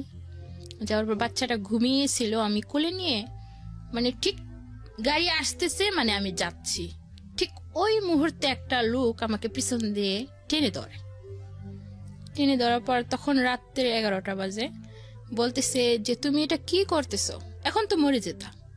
আমি বলতেছি আমি তো মরতেই চাই, যে জীবনে আমার কোনো মূল্য নেই, দাম নেই, সেখানে বেঁচে থেকে কি লাভ। তো উনি আমি খুব কাঁদতেছিলাম আর বলতেছিলাম কথাগুলো। তো উনি আমাকে বলতেছে কি হয়েছে, কি সমস্যা। তো উনি আমাকে বাসায় নিয়ে যাওয়ার পরে আমার আম্মুকে ডেকে তোলার পর বলতেছে আপনার মেয়ে কোথায় আছে, কি আছে, খবর না রেখে আপনি ঘুমাচ্ছেন? আপনার মেয়ে তো আজকে আত্মহত্যা করতে গেছিল। আচ্ছা। তখন আমার মার মনে হয় একটু দয়া হয় যে বাচ্চাটাকে নিয়ে সে আত্মহত্যা করতে গিয়েছিল। তখন থেকে এই পর্যন্ত মানে আমার মা কি করে, ওই বাচ্চাটার প্রতি একটু দরদ হয় আর কি। আচ্ছা। যেমন আমাকে মায়া না করলো, আমার সন্তানকে মায়া করে। তো আমি আবার একটা কাজ পাই, তো কাজ করতে থাকি, আমার বাচ্চাকে লালন পালন করতে থাকি। এভাবে 2 বছর 2.5 বছর হয়ে যায়। তো আমি তো ফাঁক পাইলেই কোনো অল্প একটু সমস্যা হলেই ওকে মারতাম, কোনো একটু কিছু হলেই ওকে মারতাম। মানে এটা আপনি বুঝতে পারতেন যে কাজটা করা ঠিক হচ্ছে না, কিন্তু আপনি নিজেকে কন্ট্রোল করতে পারতেন না। মানে যখন আমার রাগ হতো কারোর উপর, তো এই রাগ আর দেখাতে পারতাম না। সব রাগ আমি আমার বাচ্চার উপর দেখাতাম, কারণ ওর জন্যই আমার কপালে এত কিছু, ওর জন্যই আমার সবকিছু। তো ওকে সবসময় আমি টর্চার করতাম। এক পর্যায়ে কি হয়, আমার সন্তান কথা বলতে শিখে প্রায় 1.5 বছরই মা বলে ডাকে। তো 2.5 বছরের সময় সে আমাকে বলে যে আম্মু তুমি চলে যাও। কোথায় যাব বাবা? তুমি গিয়ে চাকরি করো, দেখো না নানি মামা তোমাকে মারে বকে।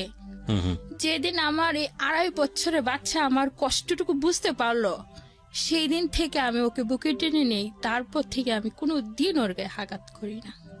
যে আমি যাকে এত অবহেলা করলাম, যাকে এত কষ্ট দিলাম, আজকে সেই 2.5 বছরের বাচ্চা আমার কষ্ট বুঝতে পারলো, যে এখানে থাকলে আমার কষ্ট হচ্ছে। ও নিজের কষ্ট না ভেবে আমার কষ্টের কথা ভাবলো, যে মাকে ছাড়া থাকতে ওর কষ্ট হবে সেটা সে ভাবেনি কখনো। তো আমি চলে যাই, মাসে মাসে 2000 করে টাকা দিতাম আম্মু। গিয়ে আপনি কোথায় কাজ করলেন? আমি প্রথমত ঢাকা টঙ্গী আসি, আমার চাচাতো বোনের জামাইয়ের সাথে। ওনারা মানে ওনার মেয়ে ঢাকায় থাকতো, ওখানে এসে চাকরি নিয়ে এভাবে চাকরি করতে থাকি, আর আমার ছেলেকে লালন পালন করতে থাকি। এক পর্যায়ে আমার ছেলের বয়স প্রায় 4 বছর। তখন আমি বাড়িতে ব্যাক করি আমার ছেলের জন্যই। ব্যাক করার পর আমার যে ভাইটা ছিল উনি আবার মারা যায়। তো উনি মারা যাওয়ার পরে যেটা হয় আর কি, ঘরের ভিতরে কোনো টাকা পয়সা বেশি একটা থাকে না। তো আমার মা রাগ করে আমাকে বলে যে আমার ছেলেটা না মরে যদি তুই মরতি। তা আমার অনেক কষ্ট লাগে যে আমার মা আমার মৃত্যু কামনা করলো, আমি এখানে আর থাকবোই না। তো আমি ভাইয়া মরা 43 দিনের দিন আমি ঢাকায় ব্যাক চলে আসি আমার এক বান্ধবীর সাথে যোগাযোগ করে। আসার পরে যা হয়, আমার বান্ধবীর এখানে একটা পাত্র আছে, তো ওরা বলে কি তোর জীবনটা কি এভাবেই চলবে, তোর কি বিয়ের সাথে দরকার নেই বা সংসার দরকার নেই? তো আমিও নিজের থেকেও ভাবি যে আমারও তো সংসারের প্রয়োজন আছে, বিয়ে হওয়ার দরকার আছে। তো বলে কি একটা ভালো পাত্র আছে, যদি তুই কিছু মনে না করস তাহলে ওর কাছে তোকে বিয়ে দিয়ে দে। তা আমি বলি ঠিক আছে, ওকে আমার দেখতে হবে বা উনিও আমাকে দেখবে। তো উনি আসার পরে বলে যে ওনার স্ত্রী মারা গেছে। ওনার একটা ছেলে একটা মেয়ে আছে, তো ওনার ওয়াইফ লাগবে বা উনি বিয়ে করবে। তো ওনাকে দেখে আমারও পছন্দ হয়, গাড়ির ড্রাইভার ছিলেন, ডিস্ট্রিক্ট গাড়ি চালাতে। উনি কি জানতো যে আপনার এরকম একটা অতীত আছে, আপনার একটা ছেলে আছে? অতীতের কথা বলিনি, কিন্তু বলছি যে আমার একটা বাচ্চা আছে, ছেলে বাচ্চা আছে। কিভাবে হয়েছে সেটা আপনি বলেননি? না, সেটা বলিনি। বলছি যে আমার আগে বিয়ে হয়েছিল, আমার কাছে ভালোই ছিল, মানে উনি আমাকে ভালোবাসতেন, ঠিক আছে, সংসারটা ভালোই চলছিল। তো ওখানে আমি আবার প্রেগনেন্ট হয়ে মানে বাচ্চা কনসিভ করেন আপনি? হ্যাঁ, কনসিভ করি। তার মধ্যে আমি আবার জানতে পারি যে ওনার দেশের বাড়িতে বউ বাচ্চা আছে। মানে উনি ছেড়ে দেননি? ছেড়ে দেননি, মানে রাখা অবস্থায় উনি আমাকে বিয়ে করছে। আচ্ছা। ওখানে 3টা মেয়ে আছে, একটা ছেলে আছে। জানার পরে আমি তো পুরোপুরি ভেঙে পড়ি। তো বাচ্চার আমার 3 মাস, ওই সময় আমার বোন আসে, মানে সিলেট থেকে ঢাকা বেড়াতে আসে। তো ওকে নিয়ে একটু ঘুরতে যাই। তা আমার স্বামী চট্টগ্রাম থেকে ঢাকা গাড়ি চালাইতো, তো চট্টগ্রাম থেকে বাসায় ফিরে। তো আমার একটু জ্বর আসে হালকা, আসার পরে আমি কিছু ট্যাবলেট খাই। খাওয়ার পরে রাত্রে আমার স্বামী আসলে তার সাথে একসাথে বসে ভাত খেতে বসি আর কি। যে ফ্লোরে আমি ভাত খেতে বসি, মানে ভাত খেয়ে উঠে যাওয়ার পরে মানে পুরো ফ্লোর একদম রক্তে ভরে যায় আর কি, যেমন ব্লাডে ভরে যায়। আমার স্বামী ভাবে হয়তো আমি ওষুধ খেয়ে বাচ্চাটা নষ্ট করে ফেলি। আচ্ছা। তো ও আমাকে বারবার জিজ্ঞেস করতে পারে, তাসলিমা এটা হলো কি করে? আমি বলতেছি আমি তো কিছু জানি না। তুমি কি খাইছো? নিশ্চয়ই তুমি কিছু খাইছো। আমার ওষুধগুলো চেক করতে থাকে। তো ওষুধগুলো চেক করে দেখে না ওই ধরনের কোনো ওষুধ খাইনি। তো রাত্রে এক পর্যায়ে আমার পেটে প্রচন্ড ব্যথা হয়। তো আমি ঘুমিয়ে পড়ি, মানে সকাল ও ব্যথা, খুবই প্রচুর ব্যথা, কাঁদতে থাকি। আর ও সকাল, আমার স্বামী সকাল 5টা বাজে উঠে কোথায় জানি চলে যায়। তো ওকে আমি ফোন দেই, কি ব্যাপার, তুমি কোথায়, বাসায় আসবে না? ঠিক আছে আমি আসতেছি। তো আসে, এসে দেখে আমি খুবই কান্না করতেছি। তো আমার মাথায় হাত বুলিয়ে দিয়ে বলছে, তাসলিম কি হয়েছে, তুমি কান্না করতেছো কেন? তুমি ডাক্তারের কাছে নিতে হবে, তুমি কি ডাক্তারের কাছে যাবা? আমি কো হ্যাঁ যাওয়ার তো দরকারই। ও আবার কি করে, আমার এই অসুস্থতার সুযোগ নিয়ে ও জামা কাপড় যা কিছু আছে ব্যাগের ভিতরে গুছাইয়ে নিয়ে চাকরি ছেড়ে বেতন নিয়ে ওই দিনই সে চলে যায়, আমাকে ফেলে চলে যায়, ওকে আমাকে না বলে চলে যায়। তো ওনার সাথে একজন সহকর্মী, মানে আরেকটা ড্রাইভার বাসায় আসে, আয়সা বলতেছে যে দোকান বাকি, ঘর ভাড়া এগুলো কি দিছে আপনার স্বামী? আমি কই না, 5.5 মাস হয়ে গেছে, তুমি এখন বাচ্চা রাখবা না, এগুলো আমরা নষ্ট করি না, 3 মাসের বাহিরে আমরা কোনো কিছু করি না, এগুলো খুবই খারাপ, যাও এখান থেকে যাও, বাচ্চা নষ্ট করতে পারবে। তো আমার একটাই নেশা ছিল তখন, ও যখন আমি প্রেগনেন্ট ওরা বুঝতে পারে তখন আমাকে চাকরি থেকে বের করে দেয়। তা আমি বাসায় এসে মানে সব ডাক্তারের সাথে, শুধু বড় বড় ডাক্তারের কাছে যে যোগাযোগ করতাম, টাকা নিয়ে যোগাযোগ করতাম যে আমার বাচ্চা আমি নষ্ট করে পারবো। তো একটা গাইনি ডাক্তার মানে আমার সাথে ওয়াদাবদ্ধ যে উনি পারবে, 3000 টাকা নিয়ে কন্ট্যাক্ট করে আমার সাথে। ওনার বাসায় আমি যখন যাই তখন উনি আমাকে দেখে টোটালি মানা করে দেয়, পারবে না। তো এভাবে চৌরাস্তায় একটা বড় ডাক্তার থাকে স্বাস্থ্য ক্লিনিকে, ওই ডাক্তারে যাই। উনার সাথে আলাপ আলোচনা করার পরে মানে এইভাবে ঘুরতে করতে 7 মাসের উপরে চলে যায়। আচ্ছা। তো উনি বলে কি, দেখো তাসলিমা, তুমি এই বাচ্চাটা নষ্ট আমরা ঠিকই করতে পারবো, কিন্তু দেখা যাচ্ছে কি তোমার তো ঢাকা শহর কেউ নেই, এবং কি টাকা পয়সার অনেক প্রয়োজন আছে, এমন আছে তুমি বিনা চিকিৎসায় মারাও যেতে পারো। তার সাথে ভালো হবে কি, তুমি বাচ্চারা যখন তোমার চাই না তুমি কাউকে দান করে দাও, তাতে তুমি নিজেও বাঁচবে, বাচ্চাটাও বেঁচে থাকবে। তো ওনার কথা শোনার পরে আমি বাসায় এসে নিজেও ভাবতে থাকি যে ঠিক তো, উনি যা বলছেন অবশ্যই ভালোই বলছেন। তো আমি একজনকে বলি যে কেউ যদি বাচ্চা নেই তাহলে আমি তাকে বাচ্চাটা দান করব, মানে আমার বাচ্চা পেটে থাকা অবস্থায় আমি চলে যাব। ঠিক ওই মুহূর্তে একটা মহিলাকে আমি শেয়ার করছিলাম কথাগুলো যে আমি বাচ্চা দিয়ে দিব। উনি আসে বলে কি, তাসলিমা তোমাকে কামাল নামের একটা লোক ডাকতেছে। তো আমি ওনার বাসায় যাইলে উনি আমাকে জিজ্ঞেস করে কিভাবে এরকম হলো, আমি সব বিস্তারিত বলি। বলার পরে উনি বলে কি, বাচ্চাটা আমার কাছে একটা স্যার আছে, স্যারের তো বাচ্চা কাচ্চা নেই, উনি বাচ্চাটা নিবে। উনি আবার আমার বাড়িওয়ালাকে এসে বলে দেয় যে মেয়েটাকে তাড়াবেন না, মেয়ের কোনো সমস্যা হোক আমরা দেখব। তো আমি থাকতে থাকি। তো আমার খাওয়া দাওয়া খরচপাতি যা কিছু আছে ওনারা দেয় আমাকে। এভাবে ওনারা আমাকে আলট্রাসাউন্ড করার টাকা দেয়, আমি যাই আলট্রাসাউন্ড করি। আলট্রাসাউন্ড করলে ধরা পড়ে কি মেয়ে হবে শুনে ওদের মনটা জানি কেমন হয়ে যায়। লাস্ট পর্যায়ে এসে ওরা মানা করলে, যাদের কাছে মানা করে যে কামাল, ওনারা বলে কি এখন তো লাশ পর্যায়ে, বাচ্চা হওয়ার প্রায় ডেট, এখন যদি মহিলাটাকে মানা করি যে তোমার বাচ্চা কেউ নিবে না, যদি কোনো সমস্যা হয়, তো ওনারা আর আমাকে বলে না, না বইলা ওনারা মনে মনে এটা ভাবে যে যত টাকা পয়সা লাগুক আমরা দিয়ে মেয়েটাকে সহযোগিতা করব।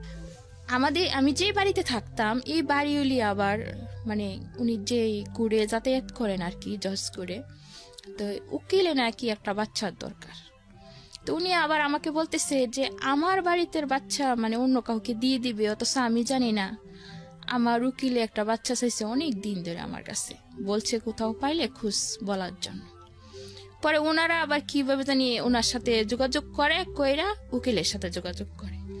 উকিলে ফোনে বলে ঠিক আছে বাচ্চা আমরা নেব, ছেলে হোক বা মেয়ে হোক কোনো সমস্যা নাই। তো সাইজ সিজার করে বাচ্চাটা হয়। আমি একদম অসুস্থ হয়ে পড়ি। অসুস্থ হওয়ার পরে আমি মানে চোখ বন্ধ রাখা অবস্থায় শুনতে পারতেছি যে সিস্টাররা ডাক্তাররা বলা বলি করতেছে যে বাচ্চারা দেখতে শুনতে বেশ সুন্দর, মোটা ঠোঁটা, মানে 3 কেজি 90 গ্রাম হয়েছে। এরকম বাচ্চা কি ওর হয় না সহজে। তো আমার খুবই মানে তাকে দেখতে ইচ্ছে করতেছে, কারণ তারা যখন বলা বলি করতেছে যে বাচ্চাটা অনেক সুন্দর, তখন আমি চোখ খুলে আমি আমার মেয়ের দিকে তাকায় দেখি সত্যি অনেক সুন্দর। এখন আমার চোখের পানি আসছে জোরে জোরে পড়তে থাকে যে এত কষ্ট আমি করলাম, আর এই বাচ্চা তো আমি আজকে আরেকজনের হাতে তুলে দিব, কারণ আমি পেটে থাকতে ওয়াদাবদ্ধ তাদের কাছে যে আমি ওদিকে বাচ্চা দিয়ে দিব। এখন তো বাচ্চা দেখে আমার খুবই মায়া লাগতেছে, আমি সন্তান কি করে তাদেরকে দিয়ে দিব। তো ওদের কে জানি মারা যায়, ওরা আর সেদিন আসতে পারে না। তো বাচ্চা নিয়ে বিকালে আমরা বাড়িতে ব্যাক করার পর একটা খালি রুমে মানে কার্টুন বিছাইয়া আমাকে থাকতে দেওয়া হয়। আমি ওই রুমে থাকি আমার বাচ্চাকে নিয়ে। এমন একটা লুক নাই যে আমার কাপড়গুলো কেউ ধুয়ে দিবে বা আমার বাচ্চাটাকে একটু কোলে নিয়ে বসবে। তো সমস্ত রাত বাচ্চাকে এই শরীর নিয়ে দুধ গরম করে আনিয়ে খাওয়াই, আবার ওকে কোলে নিয়ে বসে থাকি। আবার পরের দিন সকালে নিজের কাপড় চোপড়, বাচ্চার কাপড় চোপড় ঠান্ডা পানি দিয়ে আমি দোয়ার পরে ওরা আসে না, নিতে আসে না। তো এইভাবে তখন আমার শরীরে অনেক শক্তি ছিল, কোথায় থেকে আসছিল তা আমি জানি না, মনে হয় আল্লাহ পাকে দিছিল আমার মেয়েকে যত্ন করার জন্য। তো মেয়ের দিকে তাকিয়ে থাকি, শুধুই কাঁদতে থাকি যে এত সুন্দর মেয়ে হলো আমার, আজকে আমি কি করে অন্যের হাতে তুলে দিব এই মেয়েকে। তো এক পর্যায়ে কি হয়, ভাত দিলে আমি ভাত খাই না, কাঁদতে কাঁদতে আমার চোখ মুখ সবকিছু ফুলে যায়। তো ওনারা এভাবে 3 দিন পরে বুকে দুধ আসে, ওকে আমি দুধ খাওয়াই। তো বাচ্চার প্রতি আমার মায়া ভরে যায়, বাচ্চাকে দিতে ইচ্ছে করে না। তো শনিবারে যখন ওরা আসবে বলছে 7 দিনের দিন যে আসতেছে, আমার মনে হচ্ছিল যে আমি যদি এখন পালাইতে পারতাম এখান থেকে, পালিয়ে আমার মেয়েকে নিয়ে এমন কোথাও চলে যেতাম যেখানে গেলে কেউ খুঁজে পাবে না, তাই করা উচিত ছিল।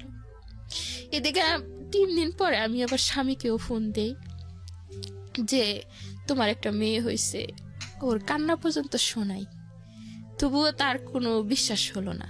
ওরা যখন আসে তখন আমি বলি যে মেয়ের তো বাবা আছে, বাবাকে আপনারা একবার ফোন করেন। ফোন করার জন্য আমি রিকোয়েস্ট করি। তো উকিল নিজে ফোন করে, তারা অনেক মানুষ আসে, 2-3 জন গাড়ি নিয়ে আসে। তো ফোন করার পরে উনি বলে কি যে তাসলিমা নামের কাউকে আমি চিনি না। তো ওনারা লাউড স্পিকার দিয়ে আমাকে শোনায়, বলে যে তুমি কার জন্য এই বাচ্চা রাখার চেষ্টা করতেছো, বাচ্চার মায়া করতেছো, ও তো তোমাকে চিনি না, কালকে বলবে কি বাচ্চা আমার না, তখন তুমি কি করবে? তখন বিবেচনা করে দেখলাম এই বাচ্চা আমি লালন পালনও করতে পারবো না, বা অসুস্থ শরীর নিয়ে ওকে নিয়ে যেখানেই যাই, বাচ্চা দেখতে যখন ভালো হয়েছে, সুন্দর হয়েছে, হয়তো অসুস্থ হয়ে আমি পড়বো, তখন যে কোনো কেউ আমার কাছ থেকে বাচ্চাটা কেড়ে নেবে। তো এর সাথে ভালো আমি ওদেরকে দিয়ে দিই। তো ওনাদের হাতে তুলে দিই। যেই মহিলাটা আমার বাচ্চাকে নিতে আসে, আবার ওনার একটা জিনিস আমার খুবই ভালো লাগে যে উনি আসার পরই আমার মেয়ের কাছে চলে আসে। আমার সাথে একটু বয়স বেশি হবে, ওনাদের বাচ্চা কাচ্চা কিচ্ছু হয় না, ওনারা ভালোই প্রভাবশালী। তো ওনার হাতে আমি আমার মেয়েকে তুলে দেই এবং ওয়াদা করাই যে আমি জন্ম দিয়েছি কিন্তু তাকে আমি লালন পালন করতে পারিনি, আপনার হাতে তুলে দিলাম, আপনি কোনোদিন আমার মেয়েকে কষ্ট দিবেন না। তো উনি আমার সাথে ওয়াদাবদ্ধ হয় যে হ্যাঁ বোন, আমি যতদিন বেঁচে থাকবো দুনিয়াতে আমি আপনার মেয়েকে অনেক ভালোভাবে মানুষ করবো। কখনো কষ্ট দিব না। উনি নিঃসন্তান ছিলেন? নিঃসন্তান ছিলেন। আচ্ছা, এবং উনি ছিলেন অনেক উকিলের মেয়ে, উকিলের বউ ছিলেন, এবং এটা কি কন্ডিশন ছিল যে আপনি কোনোদিন আর মেয়েকে দেখতে পাবেন না বা মেয়ের সামনে যাবেন না? না, এরকম কোনো কথা ছিল না। তাদের সাথে কথা ছিল যে আমি যখন চাইবো তখন আমার মেয়েকে আমি দেখতে পারবো। আচ্ছা, তারপরে আমি 10 দিনের দিন যখন আমার মেয়ে দিয়ে দেই, সেদিন তো ওরা বিকালবেলা মেয়েকে নিয়ে চলে যায়, কিন্তু আমি খাওয়া দাওয়া টোটালি বন্ধ করে দিই, কাঁদতে থাকি, সমস্ত রাত আমি কাঁদতে থাকি। পরের দিন সকালে ওনারাই ফোন দেয়, দিয়ে আমার খোঁজ খবর নেই যে আমি কেমন আছি। অত্যন্ত ভালো, মানবিক। আমি এই জায়গাটা একটু পজ নিব, আমি মাফ করবেন, একটা কথা মনে পড়ে গেছে, সে কারণেই বলতে চাচ্ছি। আপনারা নিশ্চয়ই জানেন, আমি আগের যে রেডিওতে একটা প্রোগ্রাম করতাম, সেখানে একটা গল্প প্রচার হয়েছিল এরকম, যে পুরো গল্পের আমি বিস্তারিত বর্ণনায় যেতে চাই না, আমি বরং আমি বলতে চাই যে আসলে এই যে জীবন গল্পটা প্রচার হলো এবং প্রচার হওয়ার পর এটা আর্থিক সাহায্য বিষয়ক ছিল, আমরা কিছু অর্থ সেখান থেকে তুলে দিয়েছিলাম। এটা সম্ভবত বইমেলার সময়ের গল্প, এবং পরবর্তীতে ওই গল্পটা নিয়ে একটা চ্যানেল, টেলিভিশন চ্যানেল, খুব নামকরা চ্যানেল, ওটার উপর একটা নাটক বানিয়েছিলেন। তো সৌভাগ্যবশত নাটকে খুব বড় বড় স্টাররা ওখানে অভিনয় করেছিলেন, এবং এই নাটকটা আমার দেখার সুযোগ হয়েছিল। আমি কেন বলছি সেটা আমি একটু পরে বলি। তো আমার অদ্ভুত লেগেছিল যে জীবন গল্পটা যখন আমি শুনছিলাম, যিনি আসলে যার ঘটে গেছে জীবনের ঘটনাগুলো, মা আর মেয়ে দুজনে পাশাপাশি বসে থেকে গল্পটা বলছেন, সেই সময়ের গল্প, এবং একই সাথে ওই গল্পটা যখন প্রচার হচ্ছিল সেই সময়ের যে রিয়েল অনুভূতিটা, এবং গল্পটা যখন নাটক আকারে আসলো টেলিভিশনে বা যখন আমি দেখলাম, তখন ওই একই ফিলটা আর হচ্ছিল না। মানে মনে হচ্ছিল যে there is a lot of differences. এবং অদ্ভুত বিষয় হচ্ছে যে এই যে আসল যে অনুভূতিটা, সেটা কেন জানি আমার কাছে মনে হয় অনেক বড় বড় অভিনেতা কিংবা অনেক বড় পরিচালক হয়েও সেটা শেষ পর্যন্ত পর্দায় তুলে ধরা যায়নি। গল্পের এই মাঝখানে এসে এই ধরনের কথা বলার পিছনের একটা কারণটা হচ্ছে যে এই ভদ্রমহিলা যখন প্রথম সন্তানের গল্পটা তো আপনারা জানেনই, দ্বিতীয় সন্তান সেটা বৈধ ছিল, এবং যখন তিনি এটা তার যাকে কথা দিয়েছেন তার হাতে তুলে দিচ্ছেন, এখানে হয়তো কোনো একজন অভিনেত্রী অভিনয় করে বিষয়টাকে উপস্থাপন করতে পারবেন। কিন্তু আমার কেন জানি মনে হয় যে এই যে আপনি তার মুখ থেকে শুনলেন যার জীবনে ঘটনাটা ঘটে গেছে, সেখানে আপনি যে অনুভূতিটা পাচ্ছেন, এই অনুভূতিটা আমার মনে হয় না যে পৃথিবীর কোনো শিল্পকর্মে সেটা ধারণ করা সম্ভব। এবং এই জন্যই আমরা বলি যে জীবন অনেক বেশি নাটকের চেয়ে নাটকীয়। 10 দিন পরে আপনি বাচ্চাটাকে তুলে দিলেন, এবং ওই বাসার মধ্যে আপনি একাই থাকেন তখন, জি, এবং আপনাকে হেল্প করার মতো কেউ নাই। তো যে পরের দিন ওরা আপনাকে ফোন দিয়ে খোঁজ নিচ্ছিল যে আপনি সুস্থ আছেন কিনা, যে আমি কেমন আছি। তো খালাম্মা বলল যে ও তো ভালো নেই, ও তো খুবই কান্নাকাটি করতেছে বাচ্চার জন্য। তো ওনারা বলল ওকে পরিবেশ চেঞ্জ করতে হবে, জি, মানে ওনার আরেকটা বাচ্চা আছে, ওনাকে বাড়িতে পাঠিয়ে দিন, তো ওই বাচ্চাটাকে কাছে পেলে হয়তো এই বাচ্চাটার কথা ভুলে যাবে। আর এই পরিবেশে থাকলে ওর বাচ্চাকে নিয়ে ও কোলে নিছে, ঘুম পাড়াইছে, তো ওর তো সবসময় মনে পড়বে।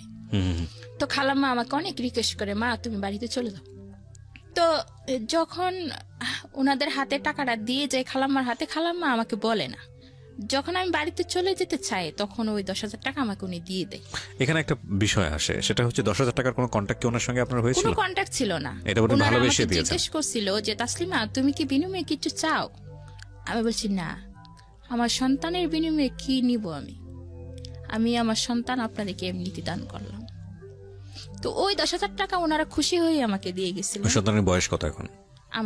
আমার মেয়ের বয়স এখন ওই অক্টোবর মাসের 2 তারিখে 2 বছর পূর্ণ হয়েছে। এই অক্টোবর মাসের 2 তারিখে 2 বছর পূর্ণ হয়েছে। ওকে, বলুন। তারপরে আমি তো বাড়িতে চলে যাই। যাওয়ার পরে যা হয় আর কি, আমার সমস্ত শরীরে পানি এসে যায়। হ্যাঁ, আমি একদমই ওখানে গিয়ে মৃত্যু সজ্জায়। তো আমার মা আমাকে দেখে, মানে উনি ঠিকই বুঝতে পারে যে কোনো একটা তো অবশ্যই হয়েছে। তো আমি কারোর সাথে কথা বলি না। তো আমার মা আমাকে জিজ্ঞেস করে যে মা তোমার কি হয়েছে? তো আমি আমার মায়ের কাছে কিছুই লুকাই না, সবকিছু খুইলা বলি। বলার পরে আমার মাও কাঁদতে থাকে যে তুমি এত কষ্ট করলা, কেন আমাদেরকে শেয়ার করলা না, কেন একবার বললা না?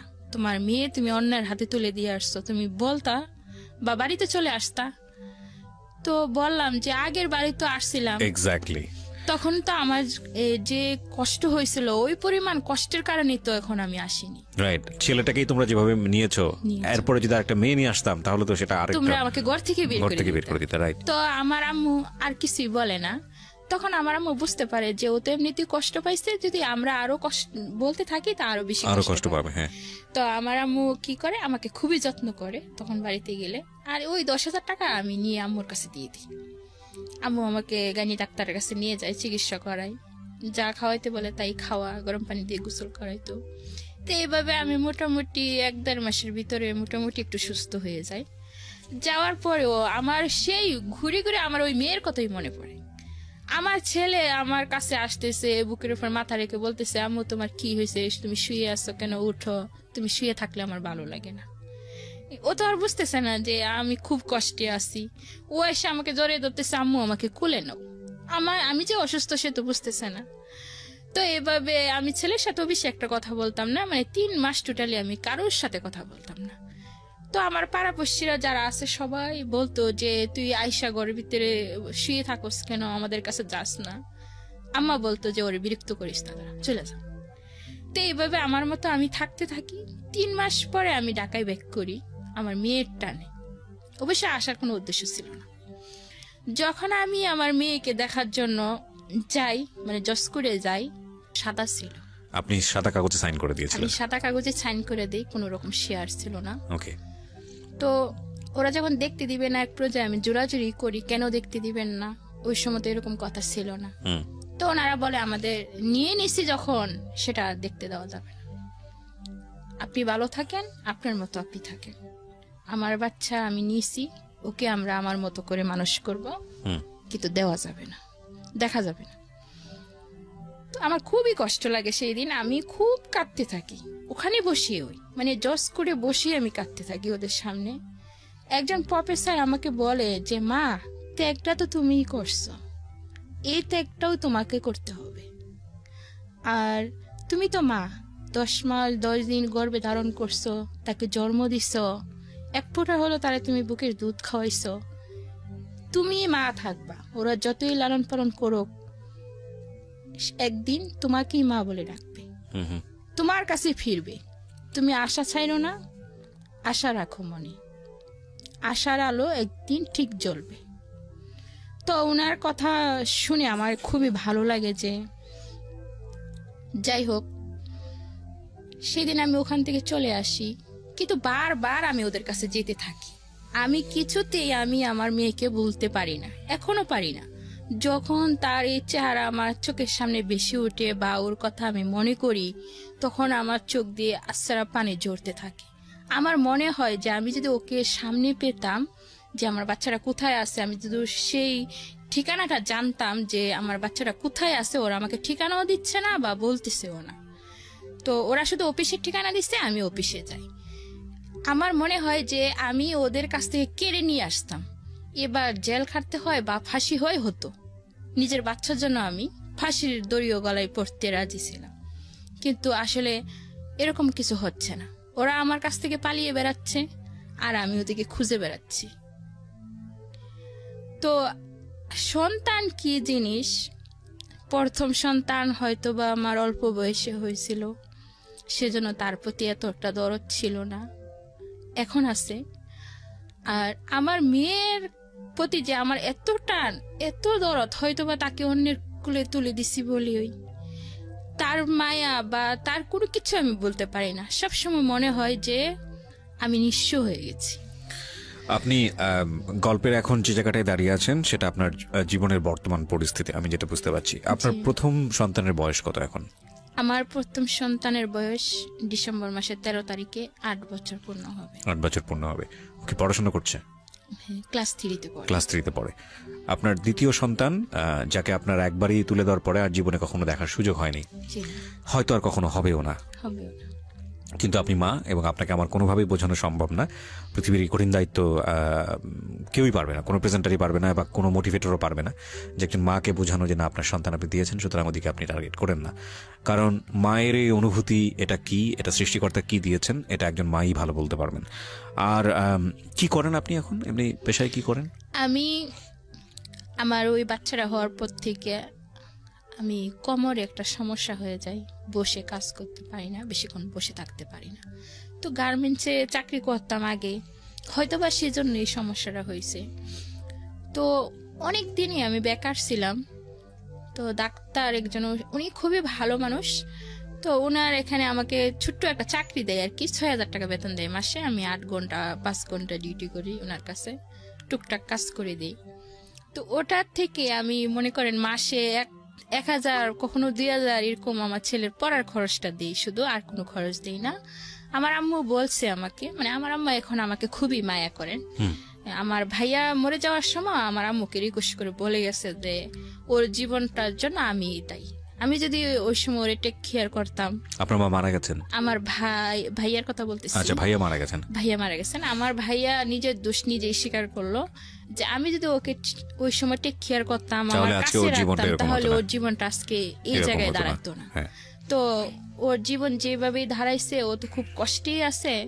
তো যেভাবে থাকতে ভালো লাগে ও সেভাবেই থাকবে, তোমরা ওকে কিছু বইলো না। আর যদি পারো ওকে দেখো, ওর সন্তানকেও দেখো।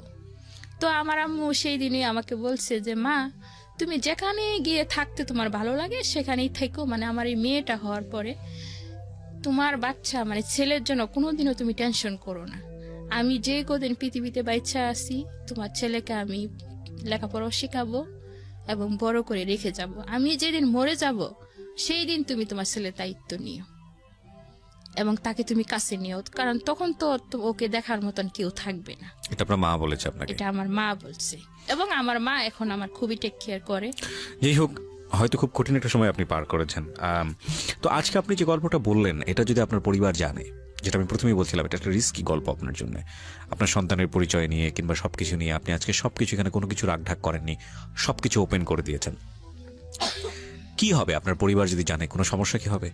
আমার পরিবার, আমার ছোট যে 2 বোন বিয়ে হয়েছে, তো সবুজ একটু শিক্ষিত, তারা এফএম শুনে, আমি জানি হয়তো বা শুনতে পারে, কিন্তু শুনলেও তারা বুঝতে পারবে না যে এই গল্পটা। বুঝতে পারুক আর না পারুক, সে জায়গাটা আমি যেতে চাই না। বুঝতে পারার পরেও যদি আপনার সঙ্গে খারাপ আচরণ করে এত গল্প শোনার পরে, তাহলে তাদেরকে নিয়ে চিন্তা করার কোনো সুযোগ নেই, দরকারই নেই।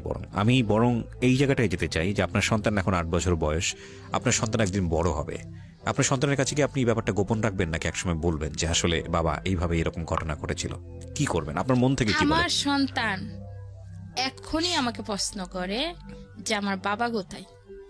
একদিন আমার কাছে জিজ্ঞেস করছে যে আমার বাবা কোথায়। আমি বলছি তোমার বাবা মারা গেছে।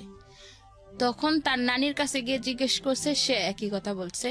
তার ছোট 2 খালাম্মার কাছে জিজ্ঞেস করছে, সে একই কথা বলছে। কিন্তু আমার ছোট একটা বোন আছে, ওর বাড়ি অনেকটা ডিফারেন্স আর কি। ওর কাছে জিজ্ঞেস করছে, ও বলছে তোমার বাবা আছে। তো ও আমার কাছে এইসব বলতেছে, আম্মু তুমি আমার সাথে মিথ্যে কথা বলছো, তুমি লুকাইছো। কি লুকাইছি বাবা?